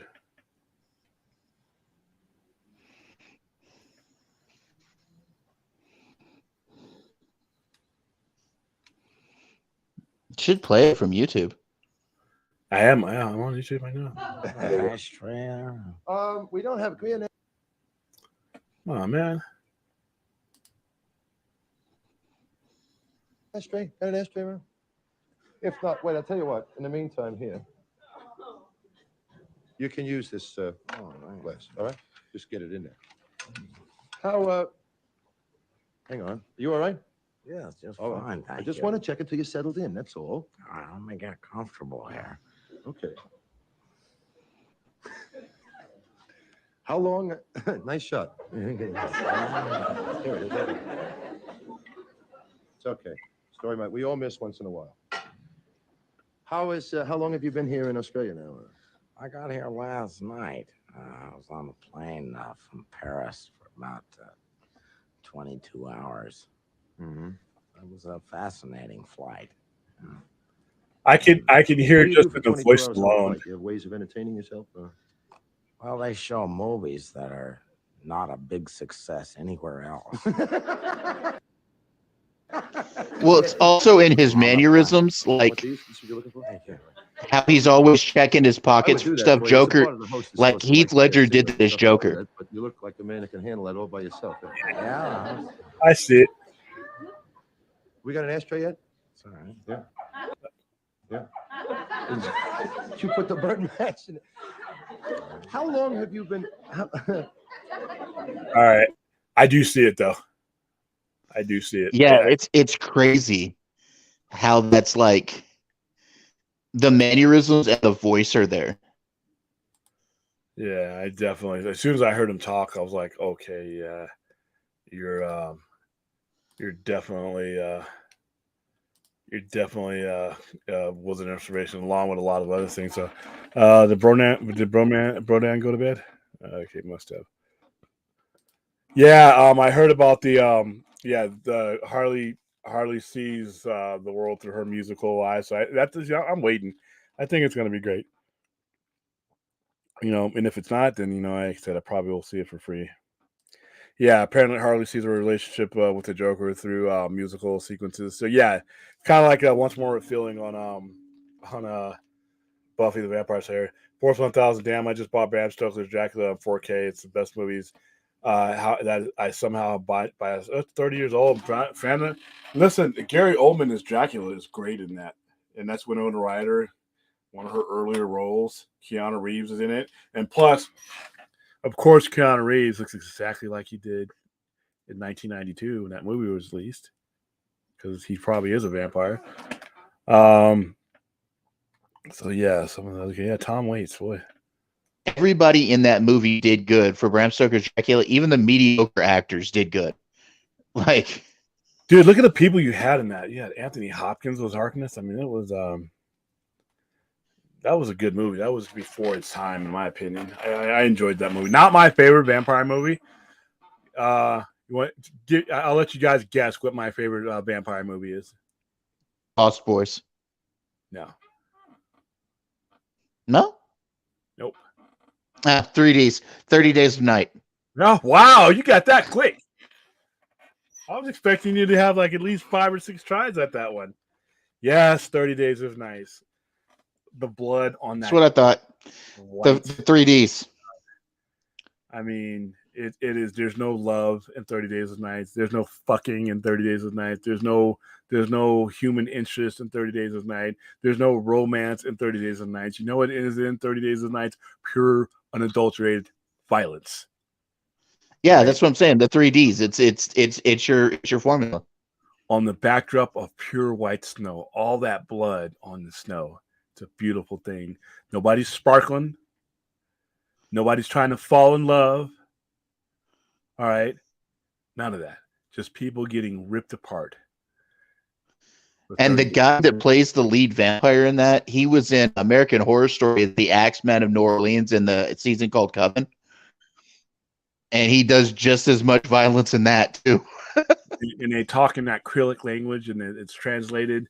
And when the girl's like, "Oh my god," and he looks around, he's like, "No god," and then he just, it's beautiful. 30 Days of Night, the first one. The second one was stupid, but the first one with Josh Hartnett in it, and wow, that's a vampire movie, baby. That's how you do vampires. You don't fall in love. You don't sparkle. You don't mess around with werewolves. You don't do any of that stuff. You rip people's throats out. That's what you do. Just thinking about it right now. I'm not even watching it right now. Just thinking about it made me feel better about waking up in the morning. You're a sick man, William. You're a sick man. Yeah, that's Australian TV. That's old school Australian TV too. Oh yeah. Bond crossover going to be in a comic we've been waiting for a year, December? No. That's my opinion. Sorry. Tom Waits is a crazy guy eating bugs in the asylum bed. Yeah. He's Renfield. He's Renfield. I remember that. Wow, damn. Oh, how does it? Whoa, dude, I remember that. Oh, Tom Waits, yeah. He's Renfield. Is he still alive? Tom Waits, let me look. I don't think so, but give me a second.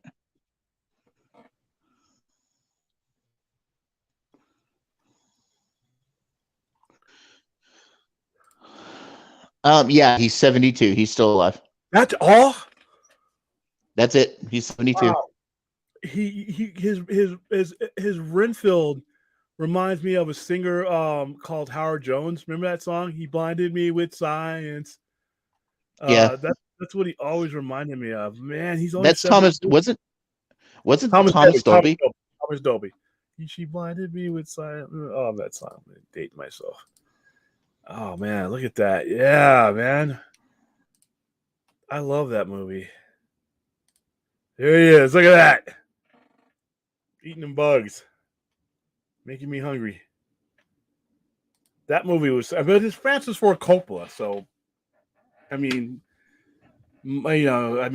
one of the great directors of all time directing, and Gary Oldman. That's when I realized Gary Oldman could do no wrong. He could play anything he wanted to. Gary Oldman could become anything you need him to be. Commissioner Gordon, that crazy fool from The Professional, Winston Churchill. Dracula. Gary Oldman can become whatever you want him to be, and I've always loved that about him. I'm glad he finally got his. One of my favorite Tom Waits quotes is, "There ain't no devil. There's just God when he's drunk." Yeah. And that sounds like some Joker shit to say, doesn't it? Yeah. What do you laugh? What nonsense did I say now to make you laugh that hard, Daniel? It's talking about what you were talking about 30 Days a Night. How it makes you warm and fuzzy inside. Yeah, dude. We all and that's a date movie. All right. The only fucking that should be going on with 30 Days a Night is you and your mate or spouse or significant other, mistress, whoever it is, after 30 Days of Night. Because after you watch 30 Days of Night, you should be ready to go. All right. You should be able to kick that damn TV off the stand and go. Conceive children right after that goddamn movie's over with. That's 30. That's a date movie. That's what should happen. Take your woman to a movie like that. She's going to be bloodlust afterward, or he, by the way, whatever it is. That's your, what? I can't even. Oh yeah, that was him as Renfield, wasn't it? Yeah. Holy crap. That's what I'm saying. He's only 72 because he was only in his 40s then, I guess. Wow. Damn, Australian TV. That guy didn't even have an accent though. But Yeah, that was the Don Lane show though. is he alive? No, I'm just kidding. Yeah. What is Tom Waits been? I know he's been in other stuff. Let's look up. He was in. I've got his filmography up right now. Dude, he's been married to Kathleen Brennan for Since the 80s. 42 years. That's how you do it, man. My parents have been married 55 years, but all these guys. He was in the Book of Eli. He looks like Heath Ledger too, by the way, even without makeup. Yeah. He was in the Imaginarium of Dr. Parnassus, which incidentally had Heath Ledger in it through part of the movie. That was actually a movie that came out posthumously after Heath Ledger died. Yeah, I know. And 3 different people played the character that Heath Ledger played in. Wow, he has been his very first movie. Oh wow, dude, he's been making music. His last album was in 2011. Yeah, he was in a movie though as early as close to now as 2021. He was in a movie called Licorice Pizza. And he's filming. He's going to be in Wildwood. Yeah, he's still kicking. He's still doing it. Oh yeah, that guy is crazy, man. Oh yeah. He was in The Fisher King with Robin Williams. Oh, by the way, Fisher King should have won Robin Williams his Academy Award and not Good Will Hunting. That was not an Academy Award performance for him. The only reason why the Fisher King didn't win him one was because Anthony Hopkins won that year for Silence of the Lambs, one of the all-time great performances. There was 2 times I think he either lost out to him for that or Awakenings. The Fisher King, or there's 2 other movies he should have won an Oscar for too. He should have won an Oscar for Dead Poets Society, or he should have won an Oscar for Jacob the Liar. Those were both. He did win for Dead Poets Society. He shouldn't have. Yeah, he shouldn't have. Not over. They gave him that award, and it was a great performance, but it wasn't better than the 2 that he should have won for Silence of the Lambs. Who beat out? He beat him out because he was nominated for Awakenings and Silence of the Lambs, and one of them he lost out to Heath Ledger. Let's see. Hold on. Best Picture, Best Director, Best Actress at the 64th Academy Award. All right, so Silence of the Lambs won everything that year. Okay, so Anthony Hopkins won for Hannibal Lecter. He beat out Warren Beatty for Bugsy. Holy shit. Robert De Niro for Cape Fear, and Robin Williams for The Fisher King, and Nick Nolte for The Prince of Tides. And there's another movie, Awakenings, which was Robert De Niro role, one of the better Robin Williams movie.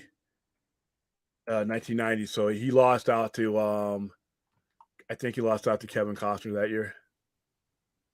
Yeah, nominations. Yeah. So, but The Fisher King with Jeff Bridges in it, with Mercedes role did win for Best Academy Best Supporting Actress. She won. Robin Williams should have won that year.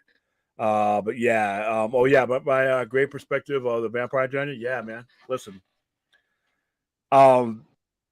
Bram Stoker, be honest with you, he romanticized vampire movies, and we're gonna have to write this down, Thade. We got to do a Sci-Fi Center Presents Vampires, and I'll forget. Okay, I'll make a note. Yeah, Bram Stoker romanticized it when he did his research of the old legends and everything else, and because he was trying to write a book that he could sell. All right, but from the history I've read, vampires have always been savage beings. Oh yeah, folklore. In folklore, vampires were always savage. Yeah, and I don't need Edward. I don't need what's her name? What's the name she played? Kirsten whatever. Bella. I don't need any of that. I don't need teenage angst. I don't need you looking for the love that completes your life in at nighttime in your coffin. You know what I need? Violence. That's what I need. I require 2 things of all vampire movies. from Blackula all the way up till today. Blood and violence. If you can't give me those things, don't make a vampire movie. Go make When Harry Met Sally Part 2. Go make Friends. Go make Sex in the City. Go make whatever you want to make. If you can't give me blood and violence in a vampire movies, you're banned from making them. All right. You know what? There, more romance. If you give me more romance than blood, what was the point? Right? I think the vampire movie that does it the best for me is okay. Anne Rice wrote vampires well. Okay, there was just enough violence and destruction and dismemberment, but also the human side of them. And like right now, there's an AMC show going on right now, Interview with the Vampire. It's really good. Yeah. Like Stella and I have been watching it, and even though they changed some things, it's a good show. Secondly, the Lost Boys did that really well too. They mixed just enough humanity and violence into the vampires. Now this one doesn't count. I'm sorry, Dad, dude, Vince, because this is a comedy. Of course, they're not going to be doing the shredding in the comedy. Although, what's your take? This was an excellent. What's your take on what I just said, William? On Anne Rice? On Anne Rice's vampires and on the Lost Boys. Well, Lost Boys. I haven't watched Anne Rice yet. I need to. The Lost Boys. It's dated. It's dated in an 80s horror movie. It's a vampire movie second, but it's a good movie. But there's still violence in there, though. There's still blood in there. Not as much as I would have put in there. It's not like After Dark or something like that, but it's a better evolution of the vampire movie than Twilight was, or certain other elements of it where, like I said, vampires have been romanticized. And it's not just, some of those movies. It's been happening for decades. They want to romanticize it. He's looking for love. No, he's looking for blood. Right? He doesn't want to, I'm going to turn you into a vampire. You know why vampires don't want you to turn you? Because it's more food. Remember what the guy said in kill them, but don't turn them because we don't want to have to share our food. That's a vampire, man. But Vampire in Brooklyn, that was so funny. When he was in the church, when he shape-shifted into the Reverend, and he's burning up in the church, he's like, God damn, I got to get out of here. And then he goes outside to do the sermon. So he's burning and smoking. Yeah, Vampire in Brooklyn was great, but yeah, I don't know if I count that as a true vampire movie. All right, well, the Flashpoint movie have a deep fake cameo of who, Mighty Rex? Are you talking about like somebody who's passed? Did I miss the first part of this question? Okay, let me know who you're talking about, Mighty Rex, and I can answer that better for you. Yeah. Okay. Yes. All right. I'll amend it. There's just different levels of vampire movie. How about that? And there's a level that I just don't want to come down from, and that's blood, guts, and violence. Yes, Anne Rice's interviewing a vampire. All her stuff is great. I haven't seen the new stuff yet. And yeah, the hunger. Yeah. Okay. All right. Fine. But if I have the opportunity to watch, if they have all these vampire movies in front of me, and I get to pick one. 30 Days a Night, man.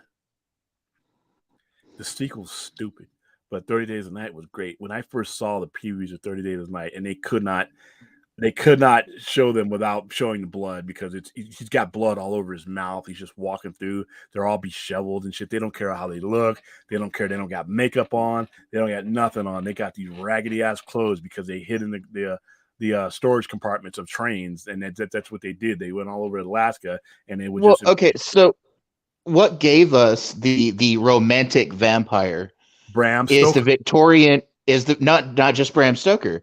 Dr. Polidori with Barney the Vampire gave us a romantic style vampire too. And that was before Bram Stoker. Really though? I'm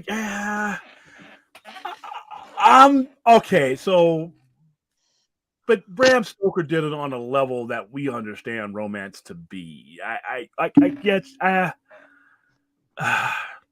he took it to a level that it stuck. Bram Stoker took it to a level that made it, You know, Hell, the night that Mary Shelley, Lord Byron, and we Percy Shelley wrote their stories. don't need to get into porn. Where we can't talk porn on Enosh's channel. No, the night that they wrote their stories, the night that Mary Shelley wrote Frankenstein, that she started Frankenstein. Lord Byron wrote a vampire story that night. You've seen the movie that shows you the night that they were doing all that? It was like an orgy. I didn't even know they did one. Oh, look it up. That's why when you first started talking about that night, I'm like, we're not getting into porn on Enosh's network. What somebody in the chat, if you've seen it, it's a movie based on all of that, and they're banging the hell out of each other while they're coming up with their content. It's hilarious. It's probably what happened. Hey, Anthony, how you doing, man? What movie was that? Hold on, I lagged out. I didn't hear you. What movie was that? Oh, Google movie about Mary Shelley. So there's not that many about her, and it's one of those, and it's the R-rated one. Okay, just give you a clue. All right. I'm still waiting on Mighty. Yes, Blade can be PG-13 the same way that they did the same way they did Werewolf by Night, and the same way they did the Batman. Like I said, the Batman is crushing people's skulls with gauntlets that he's using to stop bullets, so you know they're hard enough to cause damage. Yet there's no blood in the Batman. If you look at the way Black Adam got away because they removed all the stuff that would have that kind of blood on there. Black Adam kills people, but it's not gory and it's not blood ridden. It seems to me that the line that they will draw is blood. Now, the problem with Blade is, okay, there's vampires involved, so there's going to be blood involved. But I think even if the blood is handled right, like if it's like, boats getting ripped out, I think you might have a problem keeping it PG-13. If they do it in black and white, or they do it, breakaway scenes like that, if they find a way to film it, then they can do it. Would I prefer them do it R? I would prefer they do it R, because once again, it's a vampire movie. You're talking about people draining the life blood out of another person, and this movie is violent. And you got a guy walking around with a sword that's cutting people's heads off and stabbing them. So I would like to see them not be limited, but it doesn't have to be R. They can be creative enough in filming it to where it can be PG-13 if they wanted to. And I always think if it's a Marvel movie, they're not going to do R. Deadpool's a different animal, but when it comes to the wider appeal things that they have to build up a fan base for, Deadpool is something that they can explain away that we're bringing him over. This is what he was. We're not going to change him. But our characters that you've trusted for these 15, 16 years are always going to be PG-13. So I highly doubt that you're going to see an R-rated mainline Marvel movie. Fox and all that, they can do all the offshoots, but I think Blade is going to be PG. They're going to find a way to make Blade PG-13. William, did you hear the version of Nosferatu being written? It's going to be, yes, I've heard of that, and I'm very interested to see this. Nosferatu, we just celebrated. We did a screening with a pianist. It is the very first, one of the very first vampire, one of the very first movies of all time, and we just did a 100th anniversary of it back in March 6th, as a matter of fact. So I can't wait to see that. All right, John Carpenter's Vampires.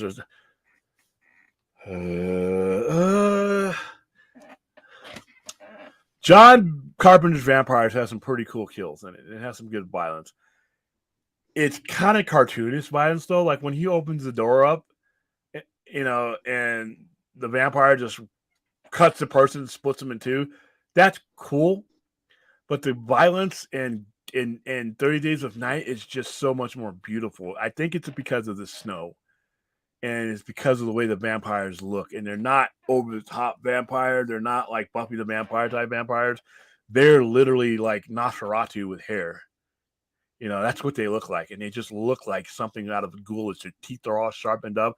And they just don't care about anything. Their clothes are all fucked up. Their mouths, there's blood rims around their mouths, and I mean it's just the way 30 Days of Night looks was the way their fangs are in their mouth. It's like a shark's mouth. It's out already. Okay, I'll have to look at that. What's out already? Nosferatu. Let me go look at that. Let me look it up. It's hard to part with 80s Fright Night, maybe nostalgia. No, that's a good movie. 80s Fright Night was a good movie. All right, so maybe they might just make it black, like like we were talking about with the Dark Knight Returns. The reason why Dark Knight Returns was able to pass editorials because they made the blood brown. If you look Oh at no, Dark, no, it's not. It's not out yet. They're still filming it. okay, cool. It's got Bill Skarsgård, Lily Rose Depp. It's being directed by Robert Eggers. All right. Okay. Marcus, here we go. William, are you okay with Neymar being a Hispanic? Personally, I see him as Asian heritage because of the way he was drawn in the last 7 years, not counting the 60s to 2000 era.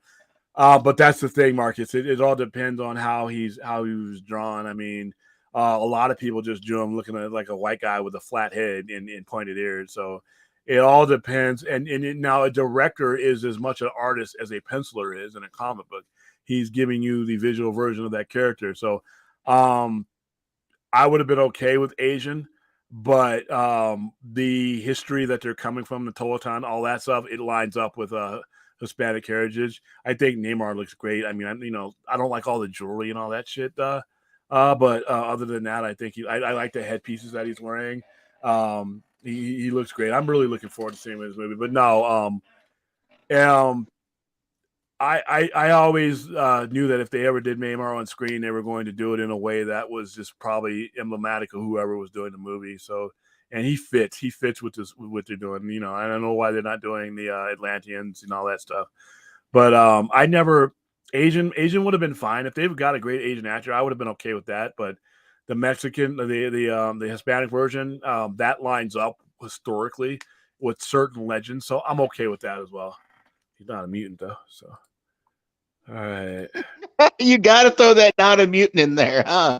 Ever since 2013, Neymar has Asian. Yeah, and a lot of times we go through trends that can last 10, 15 years, where once a certain artist draws a certain character a certain way, a lot of people will follow that. They will follow that, and the way as that trend, because especially if it's popular. But if you go back to 1989 and look at or 1990 and look at John Burns, you could make the case that he looks Asian or white. It's all up to the perception of the people.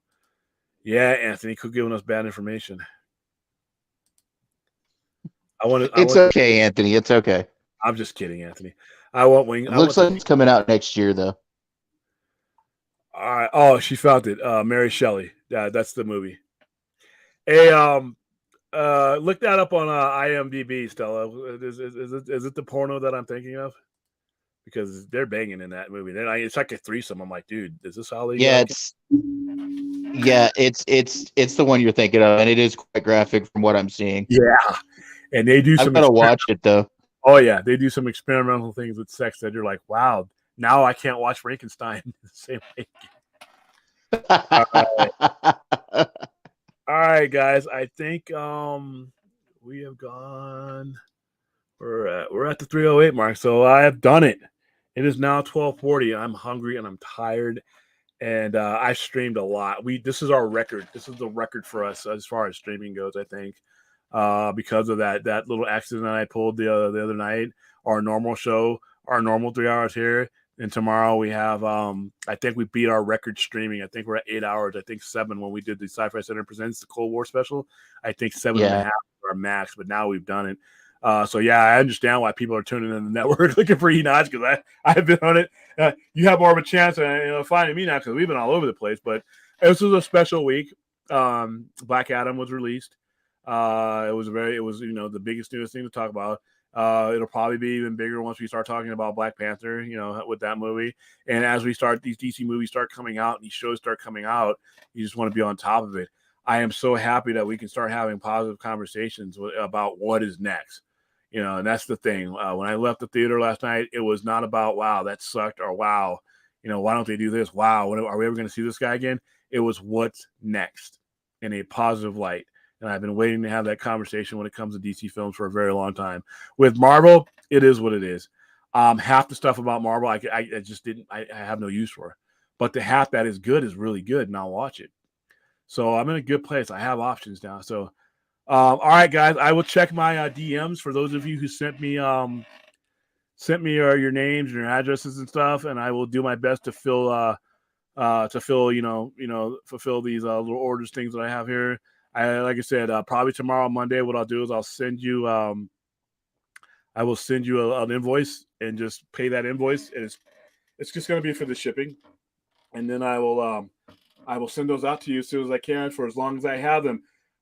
If I don't send you something out, I'll text you back and say, hey, I ran out. But with the posters and stuff like that, I doubt I'm going to run out. Shirts maybe, but all right, guys, I've done it. I've shepherded you in from what was October 22nd into Sunday, October 23rd, which unfortunately is the last